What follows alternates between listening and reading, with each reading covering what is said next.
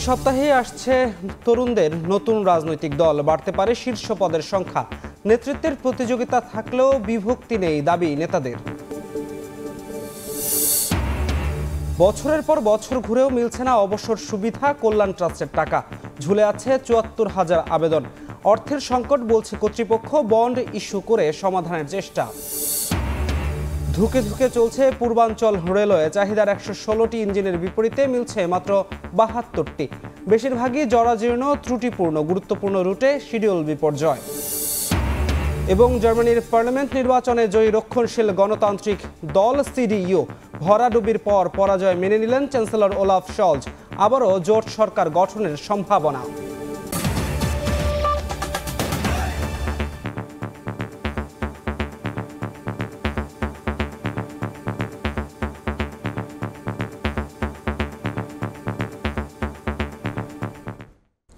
ভোরের সময় সঙ্গে আছি আমি ধ্রুব ব্যানার্জি।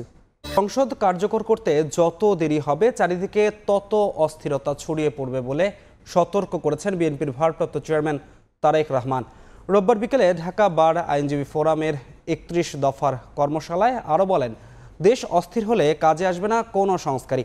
স্বৈরাচারের সময় যখন কেউ সংস্কারের ধারে কাছে ছিল না, তখন ৩১ দফা দিয়েছে বিএনপি। ক্ষমতায় গেলে ধারাবাহিকভাবে সব দফা বাস্তবায়ন করা হবে।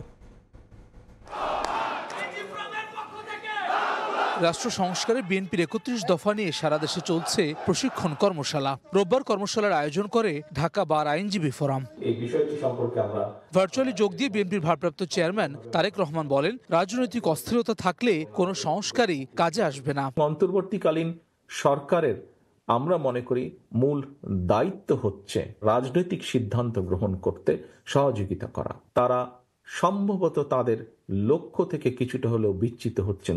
রাজনৈতিক স্টেবিলিটি যদি আমরা এনশিওর করতে না পারি, তাহলে আমরা যে যত সংস্কারই ঘোষণা করি না কেন, যে যত নীতি গ্রহণ করি না কেন, কোনোটি সাকসেসফুল হবে না। নির্বাচন হলে সমস্যাগুলোর সমাধান কিভাবে করা যায়, এটি দায়িত্বপ্রাপ্ত হবেন বিভিন্ন মানুষ। সংসদকে কার্যকর করতে যত দেরি করব, এই অস্থিরতা, এই তর্ক বিতর্ক সবকিছু তখন সংসদের বাইরে চারিদিকে ছড়াতে থাকবে। সংস্কার প্রস্তাব প্রথম বিএনপি সহ রাজনৈতিক দলগুলো করেছে জানিয়ে তিনি বলেন, এখন যারা প্রস্তাবনা দিচ্ছেন তাদের অনেকেই তখন সংস্কারের ধারে কাছে ছিলেন না। কেউ সাহস করেনি স্বৈরাচারের মুখের উপরে দাঁড়িয়ে, স্বৈরাচারের চোখে চোখ রেখে বলতে যে এই বিষয় সংস্কার করা প্রয়োজন। সকল দল মিলিতভাবে আমরা ৩১ দফা উপস্থাপন করেছি। আজকের অনেক ব্যক্তিবর্গই সেদিন সংস্কারের স্বর ধারে কাছে ওনারা ছিলেন না। এদিকে ঠাকুরগাঁও ও সিরাজগঞ্জে দলের কর্মসূচিতে বিএনপি নেতারা বলেছেন, দেশের আইন শৃঙ্খলা পরিস্থিতি যে কোনো সময়ের চেয়ে খারাপ। সরকারকে দ্রুত নির্বাচন দেওয়ার আহ্বান জানান তারা। ঘরে ঘরে ডাকাতি হচ্ছে, চুরি হচ্ছে, লুট হচ্ছে, আইন শৃঙ্খলা পরিস্থিতি ভালো না। তাহলে মিস্টার ডক্টর মোহাম্মদ ইউনূস সাহেব, আপনার রেখে আমাদের লাভটা কি? তারেক রহমান এই দেশে বীরের বেশেই ফিরবে এবং তারেক রহমানের নেতৃত্বে এই দেশে নির্বাচন হবে এবং বাংলাদেশ জাতীয়তাবাদী দল নির্বাচন করে জয়লাভ করবে। নির্বাচিত সরকারই জাতীয় সংসদে রাষ্ট্র সংস্কার নিয়ে আলোচনা করবে বলে জানান বিএনপি নেতারা। তার মধ্যে কি হাসান ওয়ালি, সময় সংবাদ। অভ্যুত্থানকারী শিক্ষার্থীদের নেতৃত্বে চলতি সপ্তাহে আত্মপ্রকাশ করছে নতুন রাজনৈতিক দল। তরুণদের এই দলে বাড়তে পারে শীর্ষ পদের সংখ্যা। তবে এ বিষয়ে এখনও চূড়ান্ত সিদ্ধান্ত হয়নি বলে জানিয়েছেন জাতীয় নাগরিক কমিটির নেতারা। শীর্ষ পদ দিয়ে মতপার্থক্যের বিষয়ে কেউ কেউ ফেসবুকে স্ট্যাটাস দিলেও ছাত্রনেতারা বলছেন দলের মধ্যে কোনো বিভক্তি নেই, আছে নেতৃত্বের প্রতিযোগিতা। তাজওয়ার মাহমুদের রিপোর্ট। কয়েকদিনের মধ্যেই আত্মপ্রকাশ করতে যাচ্ছে বৈষম্য বিরোধী ছাত্র আন্দোলন ও জাতীয় নাগরিক কমিটির সমন্বয়ে নতুন রাজনৈতিক দল। শুরুতে আহ্বায়ক, সদস্য সচিব, মুখ্য সংগঠক এবং মুখপাত্র এ চারটিকে শীর্ষ পদ হিসেবে রেখে দল গঠন করার কথা ভাবা হয়। তবে জাতীয় নাগরিক কমিটির মধ্যেই সাবেক ছাত্র শিবিরের কয়েকজন শীর্ষ পদের দাবিদার হওয়ায় বাড়তি আরও 2টি পদ তৈরির আলোচনা তুঙ্গে। শীর্ষ পদের সংখ্যা বাড়ানোর আভাস দিয়েছেন দলের নেতারাও, তবে এ বিষয়ে এখনও চূড়ান্ত সিদ্ধান্ত হয়নি। সুপার 4 কিংবা সুপার 6 কিংবা 10 কিংবা হচ্ছে 15 থেকে 20 সদস্যের যদি একটা প্রথমে ছোট ফোরাম মানে যেটা আর কি সিদ্ধান্ত গ্রহণের নানা ধরনের আলোচনায় চলমান, এখনো অফিসিয়ালি সিদ্ধান্ত হয়নি। ছাত্র শিবিরের সাবেক একাধিক নেতা ক্যামেরার সামনে কথা বলতে রাজি না হলেও তারা জানান জাতীয় নাগরিক কমিটির মধ্যেই সাবেক ছাত্র শিবিরের কয়েকজন নেতা যুক্ত হচ্ছেন না নতুন রাজনৈতিক দলে। তারা বলছেন দল গঠনের সিদ্ধান্ত গ্রহণে স্বচ্ছতার অভাব থাকায় আলী আহসান জোনায়েদ, রাফে সালমান রিফাত ও আরেফিন মোহাম্মদ হিজবুল্লাহ নতুন দলে যোগ দেবেন না। অন্যদিকে এই তিনজনের কার্যক্রমে শৃঙ্খলায় ঘাটতি এবং ফেসবুকে অভ্যুত্থানের নেতৃত্ব নিয়ে অপতথ্য ছড়ানোর অভিযোগ করেছেন জাতীয় নাগরিক কমিটিরই কয়েকজন। নতুন দল নিয়ে কারো কারো ফেসবুক স্ট্যাটাসে শীর্ষ নেতৃত্ব নিয়ে টানাপোড়েনের গুঞ্জন উঠেছে। এত বড় একটা পার্টি, সেটা নিয়ে বিভিন্ন জনে কম্পিটিশন করবে, কথা বলবে, এই কথাটাকে অনেকেই বিভাজন হিসেবে দেখানোর চেষ্টা করে। আমরা যেটাকে বলি যে এটা আমাদের আসলে প্রতিযোগিতার অংশ। দলটির আহ্বায়ক হিসেবে নাহিদ ইসলামের নাম মোটামুটি চূড়ান্ত। সদস্য সচিবের দৌড়ে এগিয়ে আছেন আক্তার হোসেন। বাকি পদের দাবিদার কয়েকজন। তালিকায় আছে সার্জিস আলম, হাসনাত আব্দুল্লাহ ও নাসির পাটোয়ারি। জাতীয় সংসদ ভবনের সামনে নতুন দল গঠনের ঘোষণা আসতে পারে 26 থেকে 28 ফেব্রুয়ারির মধ্যেই। রোববার রাতে অভ্যন্তরীণ এক সভায় চূড়ান্ত হবে দলীয় সিদ্ধান্ত। তাজওয়ার মাহমুদ, সময় সংবাদ, ঢাকা। ছাত্রলীগ বিতাড়িত হলেও ছাত্রদল ফ্যাসিবাদী কায়দায় প্রকাশ্যে সন্ত্রাসী কর্মকাণ্ড চালিয়ে যাচ্ছে বলে অভিযোগ করেছেন বাংলাদেশ ইসলামী ছাত্র শিবিরের কেন্দ্রীয় সভাপতি জাহিদুল ইসলাম। রোববার বিকালে ঢাকা বিশ্ববিদ্যালয়ের মধুর ক্যান্টিনে দেশে চলমান পরিস্থিতি নিয়ে সংবাদ সম্মেলনে তিনি এই অভিযোগ করেন। বলেন, চাঁদাবাজির পাশাপাশি সাধারণ শিক্ষার্থীদের ওপর হামলা করে শিবিরের ওপর দায় চাপাচ্ছে ছাত্রদল। ছাত্রদল নিষিদ্ধ ছাত্রলীগের পথ অনুসরণ করছে অভিযোগ করে তিনি বলেন, ফেসবুকে ঘোষণা দিয়ে সহিংসতা ছড়াচ্ছে সংগঠনটি। মাইকে ঘোষণা দিয়ে চাঁদাবাজি করার উদাহরণ টেনে তিনি বলেন, সরকার পরিবর্তন হলেও দেশের পরিস্থিতির পরিবর্তন হয়নি। সারা দেশে হত্যা, ধর্ষণ ও চাঁদাবাজির সমালোচনা করে অপরাধীদের শাস্তির আওতায় আনার দাবি জানিয়ে ব্যর্থ হলে স্বরাষ্ট্র উপদেষ্টাকে পদত্যাগ করতে বলেন শিবিরের কেন্দ্রীয় সভাপতি।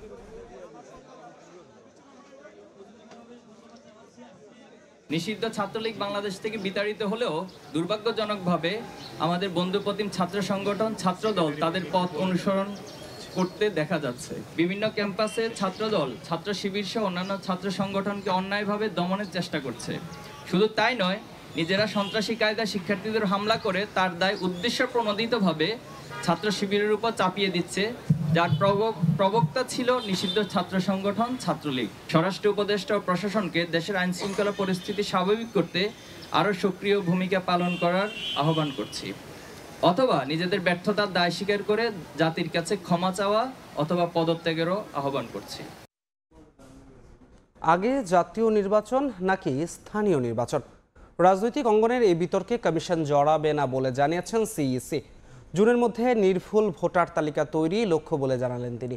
এদিকে নির্বাচন কমিশনার আনোয়ারুল ইসলাম বলেছেন, ডিসেম্বরে জাতীয় নির্বাচন ধরে তফসিল ঘোষণার প্রস্তুতি চলছে। সেটা একটু জানিয়ে দেন জনগণকে, জানিয়ে দিলে অনেক অংশেই আপনার সবাই ঠান্ডা হবে। যত দ্রুত সম্ভব জাতীয় নির্বাচনের দাবি জানিয়ে আসছে বিএনপি। জনগণের আকাঙ্ক্ষাই হচ্ছে স্থানীয় সরকার নির্বাচনটা আগে হোক। অন্যদিকে আগে স্থানীয় সরকার ভোটের পক্ষে অবস্থান জামায়াতে ইসলামী ও জাতীয় নাগরিক কমিটির। এ অবস্থায় আগে জাতীয় নাকি স্থানীয় সরকারের ভোট, এখনও এ নিয়ে কোনো সিদ্ধান্ত নেয়নি নির্বাচন কমিশন। রোববার কক্সবাজারে মত বিনিময় সভায় অংশ নিয়ে প্রধান নির্বাচন কমিশনার বলেন, কোন নির্বাচন আগে হবে এ বিতর্কে জড়াবে না ইসি।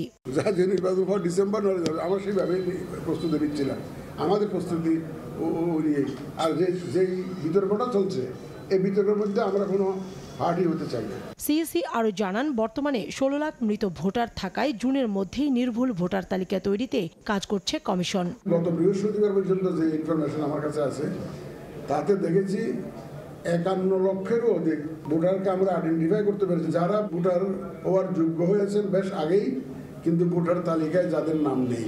নির্বাচন ভবনে নিজ দপ্তরে সাংবাদিকদের সঙ্গে আলাপকালে কমিশনার আনোয়ারুল ইসলাম জানান, ডিসেম্বরে জাতীয় নির্বাচন ধরে প্রস্তুতি চলছে। দলগুলো ঐক্যমত্যে পৌঁছালেই ঠিক হবে ভোটের তারিখ।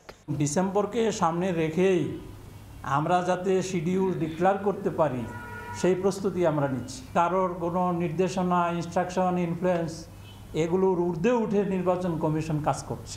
ইসি বলছে রাজনৈতিক দলের নিবন্ধন আইন বাতিলের সুযোগ নেই। নিবন্ধন আইন তো একটা থাকতে হবে। কাউসারা চৌধুরী কুমু, সময় সংবাদ, ঢাকা। জুলাই আন্দোলনে আহতদের নো ট্রিটমেন্ট নো রিলিজ দিতে চিকিৎসকদের নির্দেশ দিয়েছিলেন সাবেক প্রধানমন্ত্রী শেখ হাসিনা। জুলাইয়ের শেষ দিকে হাসপাতাল পরিদর্শনে গিয়ে শেখ হাসিনা এই নির্দেশ দিয়েছিলেন বলে জানায় প্রসিকিউশন। রোববার সাবেক 3 পুলিশ কর্মকর্তাকে একদিন করে জিজ্ঞাসাবাদের অনুমতি দিয়েছেন আন্তর্জাতিক অপরাধ ট্রাইব্যুনাল। বৈষম্যবিরোধী আন্দোলন যখন চূড়ান্ত পর্যায়ে একের পর এক বাড়তে থাকে মৃত্যুর মিছিল, ঠিক তখন আহতদের দেখতে কয়েকটি হাসপাতাল পরিদর্শন করেন ক্ষমতাচ্যুত প্রধানমন্ত্রী শেখ হাসিনা। সে সময় ক্যামেরার সামনে আবেগপ্রবণ হয়ে পড়তে দেখা যায় তাকে। শেখ হাসিনার পতনের পর জুলাই গণহত্যার তদন্ত করতে হাসপাতালগুলো পরিদর্শন করেছে আন্তর্জাতিক অপরাধ ট্রাইব্যুনালের প্রসিকিউশন টিম এবং তদন্ত সংস্থা। ভর্তি থাকা রোগী এবং চিকিৎসকদের সঙ্গে কথা বলে প্রসিকিউশন জানতে পারে হাসপাতাল পরিদর্শনের সময় সুচিকিৎসা তো দূরের কথা, চিকিৎসা না দেওয়ার নির্দেশ দিয়েছিলেন শেখ হাসিনা। চিফ প্রসিকিউটর বলছেন, পঙ্গু হাসপাতাল পরিদর্শনে গিয়ে নো ট্রিটমেন্ট নো রিলিজ এই নির্দেশনা মানতে বলা হয় চিকিৎসকদের। পঙ্গু হসপিটাল অর্থাৎ নিটোর বলে সেই জায়গায় আমরা যখন পরিদর্শনে গিয়েছিলাম তখন সেখানে ভর্তি যে সমস্ত রোগীরা আহতরা ছিলেন তারা আমাদেরকে জানিয়েছেন শেখ হাসিনা প্রথম দিকেই পালিয়ে যাওয়ার আগে একবার হসপিটাল ভিজিটে গিয়েছিলেন এবং সেখানে গিয়ে বলেছেন নো ট্রিটমেন্ট নো রিলিজ, অর্থাৎ কোনো চিকিৎসা দেবেন না এবং কাউকে এখান থেকে রিলিজ করবেন না যাতে বাইরে যেতে না পারে। এই নির্দেশাবলীর কথা সেখানকার রোগীরা জানিয়েছেন, ডাক্তাররাও জানিয়েছেন। এদিন 4 পুলিশ সদস্যকে হাজির করা হয় আন্তর্জাতিক অপরাধ ট্রাইব্যুনালে। এর মধ্যে 3 জনকে একদিন করে জিজ্ঞাসাবাদের অনুমতি পেয়েছে তদন্ত সংস্থা। এখানে সার্কামস্ট্যান্স হচ্ছে মানবতা বিরোধী অপরাধ এই পর্যায়ে হয়েছে যে দ্রুত তাদেরকে লাশ দাফন করতে বাধ্য করা হয়েছে, চিকিৎসা নিতে বাধা দেওয়া হয়েছে। সেই জায়গায় পোস্টমর্টেম রিপোর্ট পাওয়াটা স্বাভাবিক বিষয় নয় এবং পোস্টমর্টেম রিপোর্ট যে নাই এটাও মানবতা বিরোধী অপরাধের একটা অন্যতম জাজল্যমান প্রমাণ। মার্চের মধ্যে শেখ হাসিনা সহ অন্তত 5 মামলার তদন্ত শেষ হলে এপ্রিলে আনুষ্ঠানিক বিচার শুরুর প্রত্যাশা করছে প্রসিকিউশন। আফজাল হোসেন, সময় সংবাদ, ঢাকা। পুলিশের 4 ডিআইজিকে বাধ্যতামূলক অবসরে পাঠানো হয়েছে। রোববার স্বরাষ্ট্র মন্ত্রণালয়ের জননিরাপত্তা বিভাগের প্রজ্ঞাপনে এ তথ্য জানানো হয়েছে। অবসরে পাঠানো 4 ডিআইজি হলেন অ্যান্টি টেররিজম ইউনিটের ডিআইজি মোহাম্মদ নিশারুল আরিফ, নৌ পুলিশের ডিআইজি মোহাম্মদ আব্দুল কুদ্দুস আমিন, হাইওয়ে পুলিশের ডিআইজি মোহাম্মদ আজাদ মিয়া ও আমেনা বেগম। তারা বিধি অনুযায়ী অবসরজনিত সুবিধা পাবেন বলেও প্রজ্ঞাপনে উল্লেখ করা হয়েছে। ওএসডি ও বাধ্যতামূলক অবসরে পাঠানো যেসব ডিসির বিরুদ্ধে আর্থিক অনিয়মের অভিযোগ আছে তাদের বিরুদ্ধে মামলা হবে। তাদের বিষয়ে চূড়ান্ত সিদ্ধান্ত হবে উপদেষ্টা পরিষদে। জনপ্রশাসন মন্ত্রণালয়ের জ্যেষ্ঠ সচিব মোখলেস উর রহমান জানিয়েছেন, এক্ষেত্রে এখনও কারো বিরুদ্ধে অবিচার কিংবা পক্ষপাতমূলক আচরণ করেনি সরকার। আওয়ামী লীগ সরকারের আমলে অনুষ্ঠিত প্রতিটি নির্বাচনেই অনিয়ম কারচুপির অভিযোগ রয়েছে। এর মধ্যে 2018 সালের একাদশ জাতীয় নির্বাচনে ক্ষমতার অপব্যবহার ও ভোট জালিয়াতির অভিযোগ ওঠায় দেশে বিদেশে সমালোচনার ঝড় ওঠে। অন্তর্বর্তী সরকার দায়িত্ব নেয়ার পর থেকেই এসব নির্বাচনে দায়িত্ব পালনকারী রিটার্নিং কর্মকর্তা সহ সংশ্লিষ্টদের বিরুদ্ধে ব্যবস্থা নেয়ার সিদ্ধান্ত হয়। ওএসডি তাদের করা হয় যাদের চাকরির বয়স 25 বছরের। এরই অংশ হিসেবে গত বুধবার 33 জন জেলা প্রশাসককে ওএসডি ও বৃহস্পতিবার 22 জনকে বাধ্যতামূলক অবসরে পাঠানো হয়। নির্বাচনের সঙ্গে সংশ্লিষ্ট কর্মকর্তাদের ব্যাপারে দুর্নীতি ও আর্থিক লেনদেনের বিষয়ে এরই মধ্যে কাজ শুরু করেছে গোয়েন্দা সংস্থাগুলো। ব্যবস্থা শুরু হয়েছে। রোববার সকালে জনপ্রশাসন মন্ত্রণালয়ের জ্যেষ্ঠ সচিব জানালেন, নির্বাচনে দায়িত্ব পালনকারী রিটার্নিং কর্মকর্তাদের সবার বিরুদ্ধে ঢালাও মামলা হবে না। 2014 ও 18 সালে দায়িত্ব পালনকারী যাদের বিরুদ্ধে আর্থিক কেলেঙ্কারিতে জড়ানোর অভিযোগ আছে শুধু তাদের বিরুদ্ধে মামলা হবে। এরপর উপদেষ্টা পরিষদে তাদের বিষয়ে সিদ্ধান্ত হবে। যারা এমন ধরনের হিনিয়াস অফেন্স করেছেন ফাইন্যান্সিয়াল, এগুলো যদি আমরা বিভিন্ন সংস্থার মাধ্যমে এবং আমাদের নিজস্ব সিস্টেমের মাধ্যমে যদি দেখেছি সত্যি সত্যি ঘটনা আছে, সেই শুধুমাত্র সেই কেসগুলো আমরা দুদকে পাঠাবো। It's not general. 4 জন মাননীয় উপদেষ্টার একটা কমিটি আছে, অ্যাডমিনিস্ট্রেটিভ কমিটি। সেই কমিটিতে এগুলো বিশ্লেষণ হবে। একজন অফিসারও যেন ভিকটিম না হয় সেটা আমরা দেখব। শূন্য থাকা 9টি মন্ত্রণালয়ের সচিব পদে শিগগিরই নিয়োগ দেওয়া হবে বলেও জানান জ্যেষ্ঠ সচিব। অতিরিক্ত সচিবের দায়িত্বে থাকা বঞ্চিত কর্মকর্তাদের এক্ষেত্রে অগ্রাধিকার দেওয়া হবে। একদিন 2 দিনের মধ্যে আরো 9 জন সচিব ফাঁকা মন্ত্রণালয়গুলো পোস্টিং করা হচ্ছে। 12 জন সচিব সিলেক্ট করতে পেরেছে। এরা অধিকাংশই বঞ্চিত এবং যোগ্য, কেউই চুক্তিভিত্তিক না, সকলেই চাকরির ভিতর থেকে সচিব হচ্ছেন। সরকার কারো বিরুদ্ধে পক্ষপাতমূলক আচরণ করছে না, বরং রাষ্ট্রের স্বার্থেই এমন সিদ্ধান্ত নেওয়া হচ্ছে বলেও মন্তব্য করেন মোখলেসুর রহমান। প্রসূন আশিস, সময় সংবাদ, ঢাকা। সোমবার একাডেমিক শাটডাউন ও মঙ্গলবার হাইকোর্ট অভিমুখে শিক্ষার্থীরা লং মার্চ করবে বলে জানিয়েছে ডক্টরস মুভমেন্ট ফর জাস্টিস। রোববার বিকেলে জাতীয় প্রেস ক্লাবে এক সংবাদ সম্মেলনে সংগঠনটির সভাপতি আক্তার জাবির হোসেন একথা বলেন। মঙ্গলবার যাতে আর আমাদের শুনতে না হয়, পরবর্তীতে আবার শুনানি হবে। দীর্ঘ 13 বছর অনেক শুনানি হয়েছে, এবার আমরা মীমাংসা চাই। যদি এই দেশে MBBS না পড়ে কোর্টে রিট করে ডাক্তার হওয়া যায়, তাইলে এই দেশে MBBS ডিগ্রি পরিচালনা করার কোনো দরকার নাই। আমাদের স্টুডেন্টরা ক্লাস বর্জন করছে, আমাদের ইন্টার্ন চিকিৎসক যারা আছেন তারাও হাসপাতাল থেকে কর্মবিরতি ডাক দিয়েছেন। যদি মঙ্গলবার সুষ্ঠু সমাধান না হয়, তাহলে সকল ডাক্তার সমাজ রাজপথে নেমে আসতে বাধ্য হবে। হামলাকারীদের বিচার এবং উপাচার্য ও উপ উপাচার্যের পদত্যাগের দাবিতে প্রধান উপদেষ্টার কাছে স্মারকলিপি দিয়েছেন কুয়েটের শিক্ষার্থীরা। রোববার দুপুরে প্রধান উপদেষ্টার বাসভবন যমুনায় এই স্মারকলিপি দেয় 5 সদস্যের প্রতিনিধি দল। প্রধান উপদেষ্টার পক্ষে স্মারকলিপি গ্রহণ করেন এক কর্মকর্তা। এর আগে কুয়েট থেকে 2টি বাসে কেন্দ্রীয় শহীদ মিনারে জড়ো হন 82 শিক্ষার্থী। এ সময় তারা জানান, ক্যাম্পাসে নিরাপত্তাহীনতায় ভোগায় আর ক্যাম্পাসে ফিরবেন না তারা। হামলাকারীদের বিচার এবং উপাচার্য ও উপ উপাচার্যের পদত্যাগে 6 দফা দাবি তুলে ধরেন শিক্ষার্থীরা। সেখান থেকে প্রধান উপদেষ্টার বাসভবন যমুনায় যায় শিক্ষার্থীদের প্রতিনিধি দল। প্রধান উপদেষ্টার প্রতিনিধি হয়ে উনি আমাদেরকে আশ্বস্ত করেছেন যে আমাদের দাবিগুলো অতি শীঘ্রই এগুলো বিবেচনায় আনা হবে এবং যথাযথ ব্যবস্থা নেওয়া হবে, এবং আমাদেরকে বেশ পজিটিভ রেসপন্স দিয়েছেন, যার কারণে আমরা অনেক আশাবাদী রাষ্ট্রের কাছে। বছরের পর বছর ঘুরেও অবসর সুবিধা ও কল্যাণ ট্রাস্টের টাকা পাচ্ছে না বেসরকারি শিক্ষক ও কর্মচারীরা। অর্থের অভাবে আটকে আছে জরুরি চিকিৎসার মতো বিষয়। টাকার মুখ দেখার আগেই অনেককে পরপারে পাড়ি জমাতে হচ্ছে। অবসর সুবিধা বোর্ড কর্তৃপক্ষ বলছে, অর্থের সংস্থান না থাকায় ঝুলে আছে প্রায় 80,000 আবেদন, যা নিষ্পত্তি করতে প্রয়োজন 8,000 কোটি টাকা। শিক্ষা উপদেষ্টা বলছেন, আপাতত বন্ড ইস্যু করে অর্থ ছাড়ের চেষ্টা চলছে। সালাউদ্দিনের ক্যামেরায় আরও জানাচ্ছেন শফিক আহমেদ। মুন্সিগঞ্জের রামপাল ডিগ্রি কলেজের অবসরপ্রাপ্ত সহকারী অধ্যাপক কাজী আলাউদ্দিন। বয়সের ভারে নুজো এই শিক্ষক সড়ক দুর্ঘটনায় পায়ে আঘাত পান। শিক্ষক জীবনের শেষ সম্বল অবসরের টাকা দিয়ে চিকিৎসা করাবেন, এমন আশায় বুক বেঁধেছিলেন। কিন্তু 4 বছর ধরে অবসর বোর্ডে ধর্ণা দেওয়ার পরও হদিস নেই সেই অর্থের। তাই লাঠিতে ভর দিয়ে খুঁড়িয়ে খুঁড়িয়ে চলাই এখন যেন তার নিয়তি। চাকরি শেষ হয়ে গেছে 2020 সালে। আগামী মাসে আমার অপারেশন হবে, আমার লাখ লাখ টাকা লাগবে। এখন এই টাকার জন্য, অবসর সুবিধা টাকার জন্য আমি এই অফিসে ধর্ণা দিচ্ছি, দিনের পর দিন আসছি। আসলে বলি তারা যে টাকা নেই, পরে আসেন। শুধু আলাউদ্দিন নন, শিক্ষকতা শেষ করে বছরের পর বছর অবসর ও কল্যাণ ট্রাস্টের টাকা পেতে প্রত্যন্ত অঞ্চল থেকে বারবার রাজধানীর ব্যানবেজ ভবনে এসেও কোনো সমাধান না হওয়ায় হতাশ মানুষ গড়ার এসব কারিগর। আজকে খবর নিলাম, বললো যে 28-এর কথা বললো, যে 28 সালের আগে হবে। 5 বছর হয়ে গেছে, এখনো অবসর ভাতা পাইছি না। না পারতেছে এখানে চলে যেতে, না পারতে থাকতে এখানে। অনেকবার আসছে এখানে, মানে মাসে একবার করে আসছে এখানে। অনেক শিক্ষক টাকার আশায় ঘুরে ঘুরে মারা গেছেন, এখনো চেষ্টা চালিয়ে যাচ্ছেন উত্তরাধিকারীরা। তো উনি বর্তমানে প্যারালাইজড, ওনার ডায়াবেটিস, ওনার হাই প্রেশার, আর আমি ঢাকা থাকি, সেই সুবাদে আমার আশা। তারা বলে যে অডিটের কাজ চলতেছে, এই চলতেছে, এরকম করে ঘোরাচ্ছে। 5 বছর পরে টাকা দিয়ে আমরা কি করব?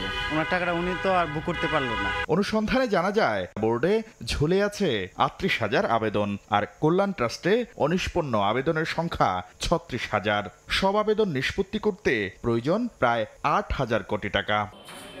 কর্তৃপক্ষ বলছে শিক্ষকদের চাঁদা ও এফডিআর এর লভ্যাংশ থেকে প্রাপ্ত সামান্য আয় দিয়ে বিপুল পরিমাণ অর্থ ছাড় করা সম্ভব নয়। আর আবেদনের 1/3 কারিগরি ও মাদ্রাসা শিক্ষকদের হওয়ায় কারিগরি ও মাদ্রাসা শিক্ষা বিভাগ থেকে আলাদা বিশেষ অনুদান দেওয়ার দাবি অবসর বোর্ডের। আমি একটা আবেদন ইতিমধ্যে জমা দিয়েছি যে কারিগরি ও মাদ্রাসা শিক্ষা বিভাগের খাত থেকে কোনো থোক বরাদ্দ দেওয়া যায় কিনা বা কোনো বিশেষ অনুদান হিসেবে দিয়ে এই সমস্যার সমাধান করা যায় কিনা। শিক্ষা উপদেষ্টা বলছেন স্বল্পমেয়াদী বন্ড ইস্যু করে অবসর ও কল্যাণ ট্রাস্টের আবেদন নিষ্পত্তির চেষ্টা করা হচ্ছে। আগামী বাজেটে এই বিষয়টিকে বিশেষ গুরুত্ব দেওয়া হবে। শিক্ষকদের অবসর সুবিধার অর্থ পেতে যেসব বিড়ম্বনা রয়েছে তা দূর করতে রাষ্ট্রকে বিশেষ পরিকল্পনা নেয়ার তাগিদ দিয়েছেন শিক্ষা বিশেষজ্ঞরা। দীর্ঘদিন শিক্ষকতা করার পরে তারা এক ধরনের আনহেলদি লাইফ লিড করেন, সোশ্যালি, ইকোনমিক্যালি, কালচারালি, যেটা এক্সপেক্টেড না, সমাজে মর্যাদার সাথে বসবাস করতে পারেন না, তারা চিকিৎসার অভাবে ভুগেন। তাহলে কিন্তু পরবর্তীতে আমরা ভালো শিক্ষক পাবো না। শিক্ষকদের সামাজিক নিরাপত্তা নিশ্চিত করতে না পারলে মেধাবীরা এ পেশায় আসতে আগ্রহ হারাবেন বলে শঙ্কা তাদের। পরবর্তী প্রজন্ম আকৃষ্ট হবে না। শাকির আহমেদ, সময় সংবাদ, ঢাকা। পুঁজিবাজারে বিনিয়োগকারীদের ঝুঁকি কমাতে মার্জিন ঋণের সীমা বেঁধে দিতে চায় টাস্কফোর্স। এজন্য 10 লাখ টাকার কম বিনিয়োগকারীকে ঋণ না দেওয়ার সুপারিশ করেছে কমিটি। তবে একে অযৌক্তিক মনে করে ব্রোকারেজ হাউসগুলোর সংগঠন ডিবিএ টাস্কফোর্স সদস্য বলছেন, ফোর্স সেলের হাত থেকে বিনিয়োগকারীকে সুরক্ষা দিতেই করা হয়েছে এমন সুপারিশ। এদিকে যত পদক্ষেপেই নেওয়া হোক না কেন বিনিয়োগকারীরা চান কারসাজিমুক্ত বিনিয়োগ পরিবেশ। MS আরেফিনের report. বিনিয়োগকারীর অপেক্ষায় ফাঁকা পড়ে আছে শেয়ার লেনদেনের প্রাণ ঢাকার ব্রোকারেজ হাউসগুলো। যারাও বা এসেছেন বিনিয়োগের হিসেব কষে, তারাও জানান টানা দরপতনের বৃত্তে আটকে থাকা পুঁজিবাজারের গল্প। সাদা কাগজ আছে খালি, আর কোনো কিছু নেই। আবার মনে করলাম যে একটু ভালো হবে, এই পরিবর্তন আসছে, একটু ভালো হইব, কই ভালো হয় কই, আর তো খালি মাইনাসি। যেই লোক শেয়ার কিনছে তো মানে এই শেয়ারে লাভ খাইয়ে যেতে পারবো না জীবনে। বাইব্যাক এন্ড বাজারের জন্য গলার কাটা। আর হলো আপনার মিউচুয়াল ফান্ডগুলোকে আপনি শক্তিশালী করার জন্য যে পদক্ষেপ নেওয়া দরকার সেটা দ্রুত নেন। হালনাগাদ পরিসংখ্যান বলছে, দিন শেষে ঘুরে দাঁড়াতে পারেনি হাসিনা সরকার পতনের পর আশার ঝলক দেখানো পুঁজিবাজার। গেল প্রায় 3 মাসে মাত্র 4 দিন দৈনিক 500 কোটি টাকার বেশি লেনদেন হয়েছে দেশের প্রধান পুঁজিবাজার ঢাকা স্টক এক্সচেঞ্জে। বেশিরভাগ দিনই ঘুরপাক খাচ্ছে 300 কোটির ঘরে। পুঁজিবাজারের হিসাব রাখা সরকারি প্রতিষ্ঠান সিডিবিএল এর তথ্যেও দেখা যাচ্ছে, গেল 6 মাসে শেয়ার বেচে বিও অ্যাকাউন্ট শূন্য করে বাজার ছেড়েছেন 41,500 বিনিয়োগকারী। এমন বেহাল দশা থেকে অর্থনীতির অন্যতম শক্তিশালী ভিত শেয়ার বাজারকে টেনে তুলতে 10 লাখ টাকার কম বিনিয়োগকারীদের মার্জিন ঋণ না দেওয়ার সুপারিশ করেছে টাস্কফোর্স। আর বিনিয়োগ যতই হোক, যাদের নিয়মিত আয় নেই এমন গৃহিণী, ছাত্র, অবসরে যাওয়া ব্যক্তিদেরও এই ঋণ না দেওয়ার সুপারিশ তাদের। সেই সঙ্গে মেয়াদি মিউচুয়াল ফান্ড বা তহবিলের মেয়াদ আর না বাড়ানোর পক্ষে টাস্কফোর্স।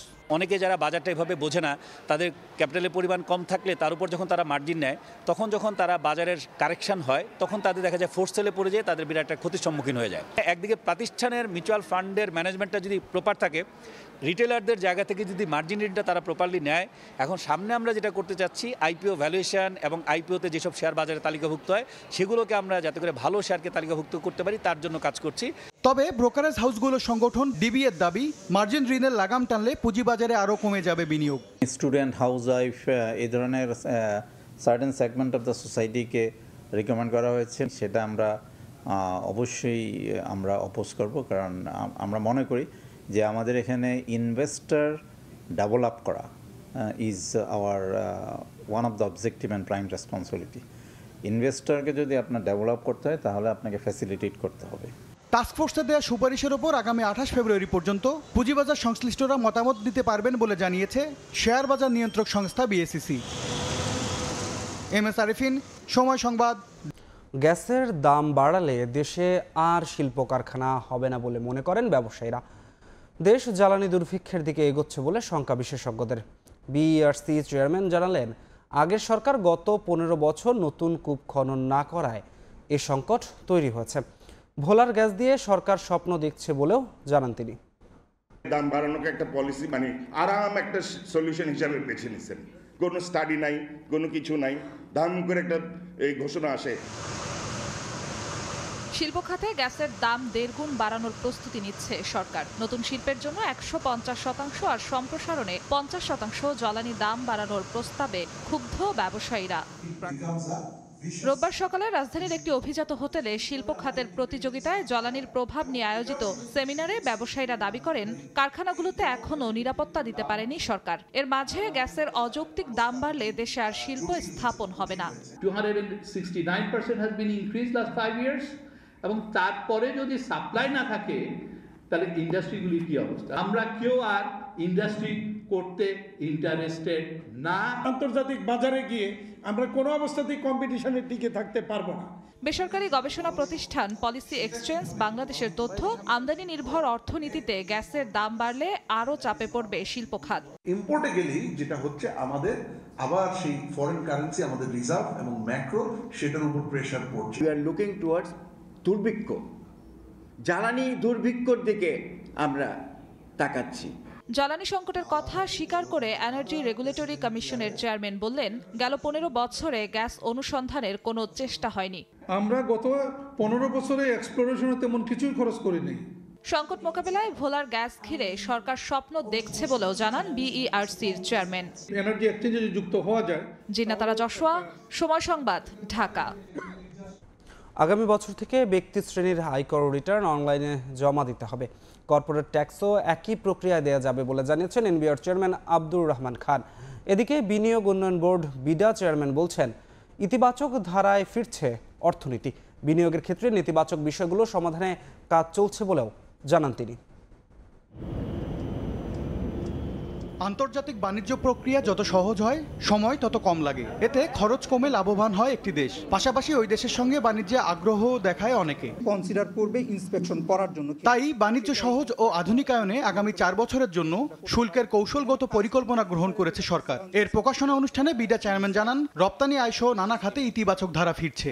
জুলাই থেকে ডিসেম্বর মাসে টোটাল এক্সপোর্টের নাম্বারটা বেড়েছে 13%। কন্টেইনার হ্যান্ডলিং ক্যাপাসিটি আমাদের জন্য চিটাং পোর্ট হচ্ছে সবচেয়ে বড় পোর্ট। চিটাং পোর্ট গত বছর রেকর্ড ট্রেড ভলিউম করেছে, সেইটার উপরে জানুয়ারি মাসে অলরেডি 7% গ্রোথ দেখা যাচ্ছে। এইটাকে ফ্যাসিলিটেট করার জন্য আমাদের যে ইনফ্রাস্ট্রাকচার এবং যেই সফটওয়্যার এবং যে ক্যাপাবিলিটি দরকার, সেটাকে আমাদের ইন প্যারালাল ডেভেলপ না করলে আসলে উই উইল ফেল। এ সময় এনবিআর চেয়ারম্যান বলেন, নতুনদের ব্যবসার সুযোগ করে দিতে কাজ করছে তার সংস্থা। জানান, আগামী বছর থেকে অনলাইনে আয়কর রিটার্ন জমা বাধ্যতামূলক হচ্ছে। অনলাইন রিটার্ন সাবমিশনে আপনাদের কি কি সমস্যা হয়েছে, এই সমস্যাগুলো শোনার জন্য একদিন একটা সেমিনার করব। সেই প্রবলেমগুলো আমরা শুনবো এবং সেই প্রবলেমগুলো অ্যাড্রেস করব, যাতে আগামী বছর 1 জুলাই থেকে আমরা আমাদের অনলাইন রিটার্নকে পুরোপুরি কম্পালসারি করে দিতে পারি। একইভাবে আমাদের কর্পোরেট ট্যাক্স রিটার্নটাও আমরা অটোমেট করার কাজ শুরু করেছি। আশা করি নেক্সট ইয়ার থেকে আপনারা কর্পোরেট ট্যাক্স রিটার্নও অনলাইনে দিতে পারবেন। অনলাইনে কর পরিশোধ যত বাড়বে, স্বচ্ছতা ও রাজস্ব আয় তত বাড়বে বলে জানানো হয় অনুষ্ঠানে। কিছুটা করেছি, হোঁচট খাচ্ছি, আপনাদের সহযোগিতা নিয়ে। এমএস আরিফিন, সময় সংবাদ, ঢাকা। প্রথমবার নিজস্ব ব্যবস্থাপনায় গভীর সমুদ্রে চ্যানেল খনন করছে চট্টগ্রাম বন্দর। এতে বছরে বাঁচবে 350 কোটি টাকা। মাতারবাড়িতে নাব্যপাড়ায় নিরাপদ হবে জাহাজ চলাচল, দাবি কর্তৃপক্ষের। আশরাফুল আলম মামুনের ক্যামেরায় মাতারবাড়ি ঘুরে বিস্তারিত জানাচ্ছেন ফেরদৌস লিপি। কক্সবাজারের মহেশখালীর মাতারবাড়ি সমুদ্র বন্দরে 2023 সালে এপ্রিলে 13 মিটার ড্রাফটের কয়লাবাহী জাহাজ ভেড়ানোর মধ্য দিয়ে গভীর সমুদ্র বন্দর যুগে প্রবেশ করে বাংলাদেশ।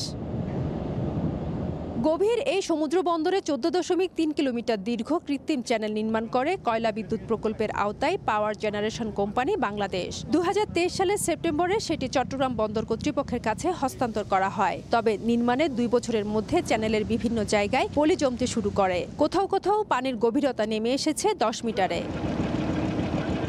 এমন পরিস্থিতিতে দেশের প্রথম গভীর সমুদ্র বন্দর চ্যানেলটি রক্ষায় চট্টগ্রাম বন্দর নিজস্ব ড্রেজার খনক দিয়ে শুরু করেছে খনন কাজ। সার্ভে করে দেখেছি এখানে নাব্যতা বেশ হ্রাস পেয়েছে, তো কিছু কিছু জায়গায় বেশ কমে আসছে, তো সেই জায়গাগুলোকে আমরা টার্গেট করে এই জাহাজটাকে ডিপ্লয় করেছি। ড্রেজিংয়ের নানা চ্যালেঞ্জ নিতে হচ্ছে খনককে, বিশেষ করে ব্রেক ওয়াটার ও চ্যানেলটি এখনও স্থিতিশীল না হওয়ায় পলি জমছে। সেই সঙ্গে সাগর থেকে জোয়ার ও জাহাজের সঙ্গে আসা পলিও বের হওয়ার সুযোগ না পাওয়ায় নাব্যতা কমেছে চ্যানেলে।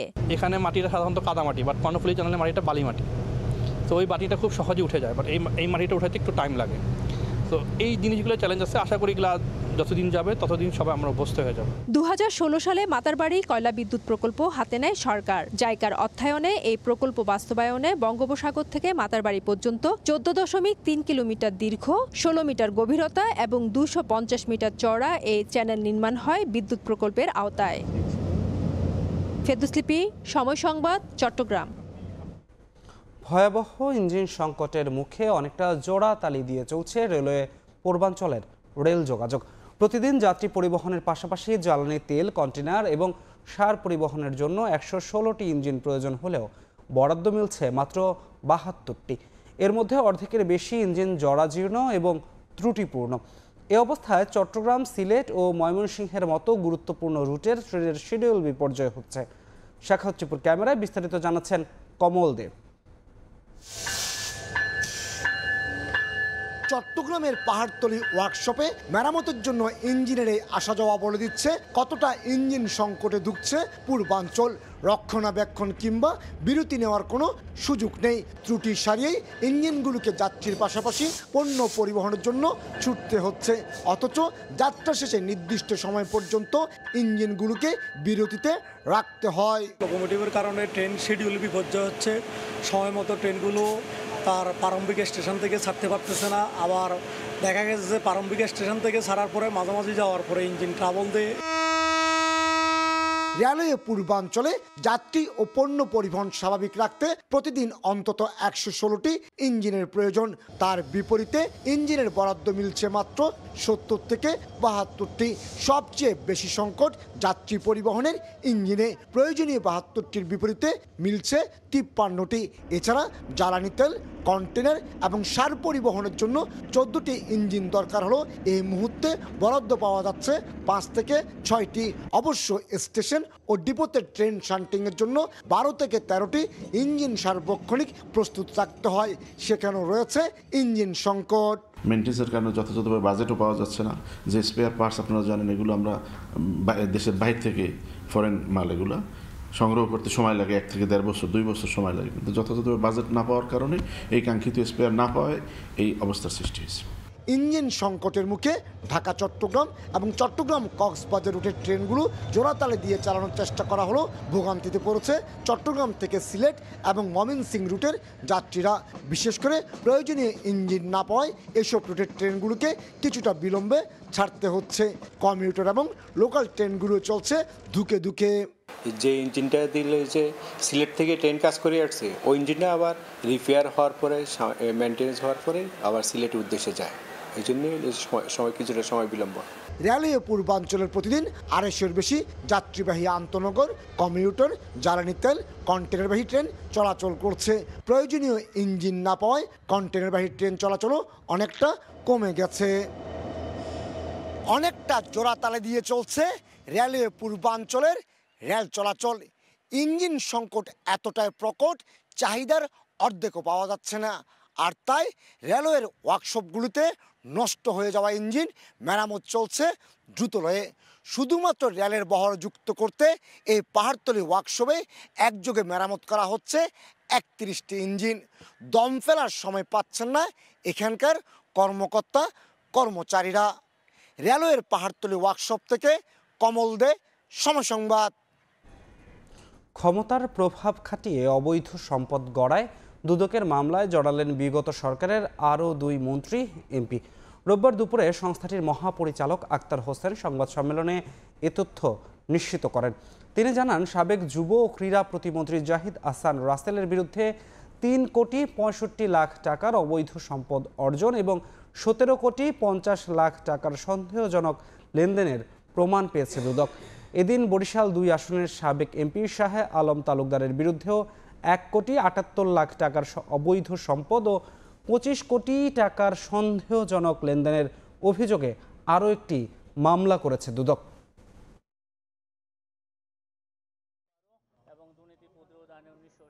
অভিযোগ সংশ্লিষ্ট জনাব মোহাম্মদ জাহিদ আহসান রাসেল, সাবেক প্রতিমন্ত্রী, যুব ও ক্রীড়া মন্ত্রণালয় এবং সাবেক সংসদ সদস্য গাজীপুর 2 কর্তৃক গাতোয়ায় রুশের সাথে অসঙ্গতিপূর্ণ 3 কোটি 65 লক্ষ টাকারও বেশি মূল্যের সম্পদ অর্জন এবং 5টি ব্যাংক হিসাবে 17,50,00,000 টাকারও বেশি অস্বাভাবিক লেনদেনের অভিযোগ অনুসন্ধানকালে প্রাথমিকভাবে প্রমাণিত হয়েছে।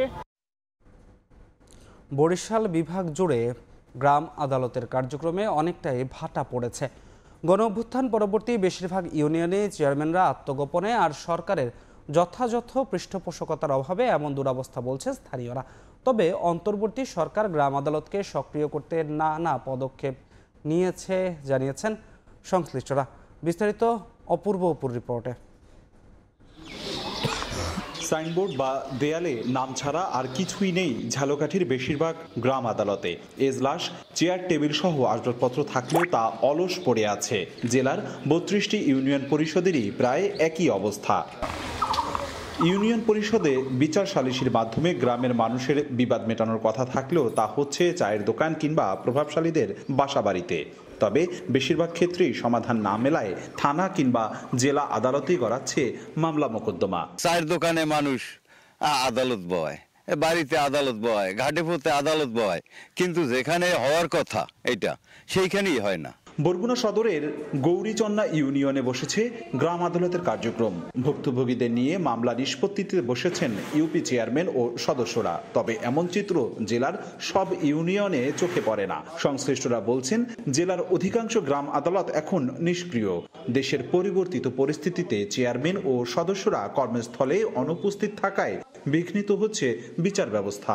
কোর্টে গেলে উকিল ধরা লাগে, উকিলের টাকা দেওয়া লাগে, মহরের টাকা দেওয়া লাগে। আর আমরা ইউনিয়ন পর্যায়ে আইয়া যে একটা শান্তি পেয়েছি, বেশ কেউ টাকা দেওয়া লাগে না, কিছু না। গ্রাম আদালত আইনের মাধ্যমে পেটি নেচারের মামলাগুলো দ্রুত নিষ্পত্তি হচ্ছে। এর ফলে বিচারিক আদালতে মামলার জট অনেকটাই কমেছে। অচলাবস্থা ভোলার 71টি ইউনিয়নেও। সদরের ধনিয়া ও বাপ্তা ইউনিয়ন পরিষদে গ্রাম আদালতের কার্যক্রম গত 7 মাস ধরে পুরোপুরি বন্ধ। খোদ বিভাগীয় শহর বরিশালের চিত্রও প্রায় একই। কোনো ইউনিয়ন এজলাসে বিচার প্রার্থীদের উপস্থিতি দেখা মিললেও তারা বলছেন, গ্রাম আদালত অনেকটাই নিষ্ক্রিয় হওয়ায় তাদের ভোগান্তি কমছে না। ইউনিয়ন কাউন্সিলের চেয়ারম্যান বা মেম্বার এরা টাকা খাইয়া কোনো পক্ষবাদী বিচার করুক, এটা আমরা চাই না। আমরা চাই সূক্ষ্ম বিচার। গ্রাম আদালত হচ্ছে একটি সরকারি আইনি সেবা, যে সেবার মাধ্যমে গ্রামের দরিদ্র জনগোষ্ঠীর তারা ন্যায্য বিচার নিশ্চিত করতে পারে। কোন ধারায় আমরা বিচার করতে পারি, এগুলো হচ্ছে যারা পেশকার, তারা যদি এটা সঠিক মতো না জানে, এক্ষেত্রে আসলে অন্তরায়। তবে গ্রাম আদালতকে সক্রিয় করতে অন্তর্বর্তী সরকার লোকবল বাড়ানো সহ নানা উদ্যোগ নিচ্ছে জানান সংশ্লিষ্টরা। পাশাপাশি কেউ বিচার কাজে অসৎ পথ অবলম্বন করলে তাদের আইনের আওতায় আনার হুঁশিয়ারি দেয়া হয়। তারা যদি কোনো কিছু করেন, তাহলে তাদের বিরুদ্ধে অপরাধ হলে সেটা আবার তাদের বিরুদ্ধে যে আইন আছে সেই আইন অনুযায়ী বিচার হবে। বিভাগের 6 জেলায় 363টি গ্রাম আদালত রয়েছে, যেখানে গত 1 বছরে 5139টি মামলার মধ্যে নিষ্পত্তি হয়েছে 4689টি। অপূর্ব অপু, সময় সংবাদ, বরিশাল। দেখছেন ভোরের সময়। প্রয়োজন নেই, তবুও শত শত কোটি টাকার প্রকল্প নিয়ে অর্থ অপচয় ও লোপাটের অভিযোগ উঠেছে বেসরকারি বিমান চলাচল কর্তৃপক্ষ বেবিচকের বিরুদ্ধে। আওয়ামী সরকারের সময় নেওয়া অপ্রয়োজনীয় এমন প্রকল্প বাতিলের কথা জানিয়েছে বর্তমান কর্তৃপক্ষ। তবে রাষ্ট্রের টাকা অপচয়ে জড়িতদের জবাবদিহিতা নিশ্চিতের দাবি বিশেষজ্ঞদের। কাজল আব্দুল্লাহ রিপোর্ট। বেসরকারি বিমান চলাচল কর্তৃপক্ষ বা বেবিচকের প্রধান কার্যালয়। বিভিন্ন সুবিধা সম্বলিত ভবনটির নিচ তলায় থাকার কথা ছিল একটি মসজিদ, কিন্তু মূল নকশাকে চাপা দিয়ে সেখানে মসজিদ তৈরির বরাদ্দের অর্থ দিয়ে নির্মাণ করা হচ্ছিল বিমানের আদলে একটি জাদুঘর। পরিকল্পনা করা হয় অতিরিক্ত 20 কোটি টাকা দিয়ে আলাদা মসজিদ নির্মাণের, কিন্তু আওয়ামী সরকার পতনের পর বন্ধ হয়ে যায় অনিয়মকারীদের মিউজিয়াম নির্মাণযজ্ঞ। অনিয়মের স্বর্গ গড়ে তোলা হয় বেবিচকের অনেক প্রকল্প জুড়েই। শাহজালাল বিমানবন্দরের 3য় টার্মিনাল, কক্সবাজার বিমানবন্দর সহ ছোট বড় অনেক প্রকল্পেই হাজার হাজার কোটি টাকার অনিয়মের নথি এখন দুদকের হাতে। বেবিচক বলছে, প্রয়োজনীয়তা না থাকায় এমন 300 কোটি টাকার কার্যক্রম বন্ধ করেছে অর্থ মন্ত্রণালয়। 500 গাছ দূরে যেখানে একটা বড় মসজিদ আছে, তার পাশে আরেকটা বড় মসজিদ এবং আমার বিল্ডিংয়ের নিচে একটা বড় মসজিদ, তাইলে এই সিএটিসি স্কুলের পাশে মসজিদটা কি প্রয়োজন? মেইন ফোকাস হচ্ছে অপারেশনাল দিকে যত বেশি কাজ করা যায়, আমি ফোকাসড অন দ্যাট। যেটা আমাদের রেভিনিউ জেনারেট করবে, আমাদের ইকোনমিতে অবদান রাখবে, সেই কাজগুলোকে আমি সর্বোচ্চ গুরুত্ব দিয়ে নাম্বার 1 প্রায়োরিটি দিয়ে আমি আগিয়ে নিয়ে যাওয়ার চেষ্টা করছি। লুটপাটে জড়িত বেবিচক ও বিমান মন্ত্রণালয়ের অসাধু কর্মকর্তাদের বিচারের আওতায় আনার দাবি বিশেষজ্ঞদের। আগে যারা করেছিল কোন গ্রাউন্ডে করেছে, কি প্রয়োজনে করেছে, এটা তো জানা দরকার ছিল। তো এটা নিয়ে আমার মনে হয় তাদের একটা সুষ্ঠু তদন্ত হওয়া হোক। আর যদি এখানে দুর্নীতি হয় বা কোনো স্বার্থ জড়িত থাকে, সেটারও তদন্ত হওয়া উচিত এবং বিচারের আওতায় আসা উচিত। উন্নয়নের নামে সাধারণ মানুষের দেয়া অর্থ কোনোভাবেই লোপাটের সুযোগ দেয়া হবে না বলেও জানিয়েছে সিভিল এভিয়েশন। কাজল আব্দুল্লাহ, সময় সংবাদ, ঢাকা। রোহিঙ্গা সংকট সমাধানে মিয়ানমার সরকার ছাড়াও বিভিন্ন বিদ্রোহী গোষ্ঠী সহ সম্ভাব্য সব পক্ষের সঙ্গে আলোচনা চালিয়ে যাচ্ছে জাতিসংঘ। রোববার দুপুরে মন্ত্রণালয়ে পররাষ্ট্র উপদেষ্টার সঙ্গে বৈঠক শেষে সাংবাদিকদের এ কথা বলেন জাতিসংঘ মহাসচিবের মিয়ানমার বিষয়ক বিশেষ দূত জুলি বিশপ। এ সময় রোহিঙ্গা অভিবাসীদের প্রতি বাংলাদেশের সহযোগিতামূলক মনোভাবের প্রশংসা করেন বিশপ। রোহিঙ্গা সংকটের টেকসই সমাধানের জন্য মিয়ানমার সরকার সহ অংশীদার সব পক্ষের সঙ্গে আমরা আলোচনা করছি, প্রতিবেশী রাষ্ট্রগুলোর সঙ্গেও আলোচনা করছি। অভিবাসীদের প্রতি বাংলাদেশের যে মানবিক আচরণ তা আমরা ইতিবাচকভাবে দেখছি। আমরা কক্সবাজারেও পরিদর্শনে যাব। রোহিঙ্গাদের ফেরাতে বাংলাদেশ সরকারের সঙ্গে নিবিড়ভাবে আমরা কাজ চালিয়ে যাব। কোনোভাবেই কমছে না বরিশাল নগরীতে মশার উপদ্রব। রাতে তো বটেই, দিনের বেলাতেও মশার উৎপাতে অতিষ্ঠ নগরবাসী। স্বাস্থ্য দফতর বলছে গত মৌসুমে রাজধানী ঢাকার পর বরিশালে ডেঙ্গুতে আক্রান্তের সংখ্যা বেশি ছিল। তবে নগর ভবনের দাবি মশক নিধনে তাদের কার্যক্রম আগের চেয়ে বেশি। সুজয় দাসের তোলা ছবিতে অপূর্ব উপর রিপোর্টে বিস্তারিত। বরিশাল সিটি কর্পোরেশনের দাবি অনুযায়ী প্রতিদিন ফগার মেশিনে এমন করে মশক নিধনের কাজ চলে, কিন্তু এতে সুফল মিলছে না।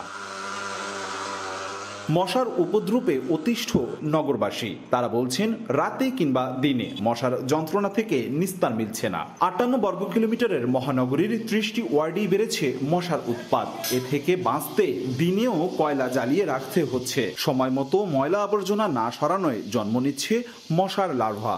নগরীর ড্রেনগুলোর অল্প পানিতে ভাসছে এসব মশা। অতিরিক্ত দিনেও মশারি টেনে ঘুমান লাগে। কয়েল ধরালেও এ মশা দূর হয় না, শুধু ধোঁয়াই দেখা যায়, কিন্তু কোনো মশা নিধনের আলামত আমরা পাচ্ছি না। শহর জুড়ে পরিষ্কার পরিচ্ছন্নতা চললেও লোকবল সহ নানা সংকটের কথা জানায় নগর ভবনের পরিচ্ছন্নতা বিভাগ। আর স্বাস্থ্য দপ্তর বলছে গত মৌসুমে রাজধানী ঢাকার পর সবচেয়ে বেশি ডেঙ্গুতে আক্রান্ত হয় বরিশালই। এখনই সমন্বিত উদ্যোগে মশক নিধন না হলে পরিস্থিতি খারাপের দিকে যাবে। ম্যাক্সিমাম খালি শুকিয়ে গেছে, যেসব জায়গায় পানি জমে আছে ওইসব জায়গায় কিছু মশার উপদ্রব সৃষ্টি হয় এবং সেইটা আমাদের উপরে সেই প্রভাবটা পড়ে। মোটামুটি সারা বছর ধরেই আমরা ডেঙ্গু রোগী পাচ্ছি। সচেতন হওয়ার জন্য তো মশা নিয়ন্ত্রণ করা একেবারে অতি অপরিহার্য। তবে নগর ভবনের নির্বাহী প্রধানের দাবি মশার উপদ্রব ঠেকাতে 18টি ফগার মেশিন ও 60টি হ্যান্ড স্প্রে মেশিনে মশা নিধন কার্যক্রম চলছে।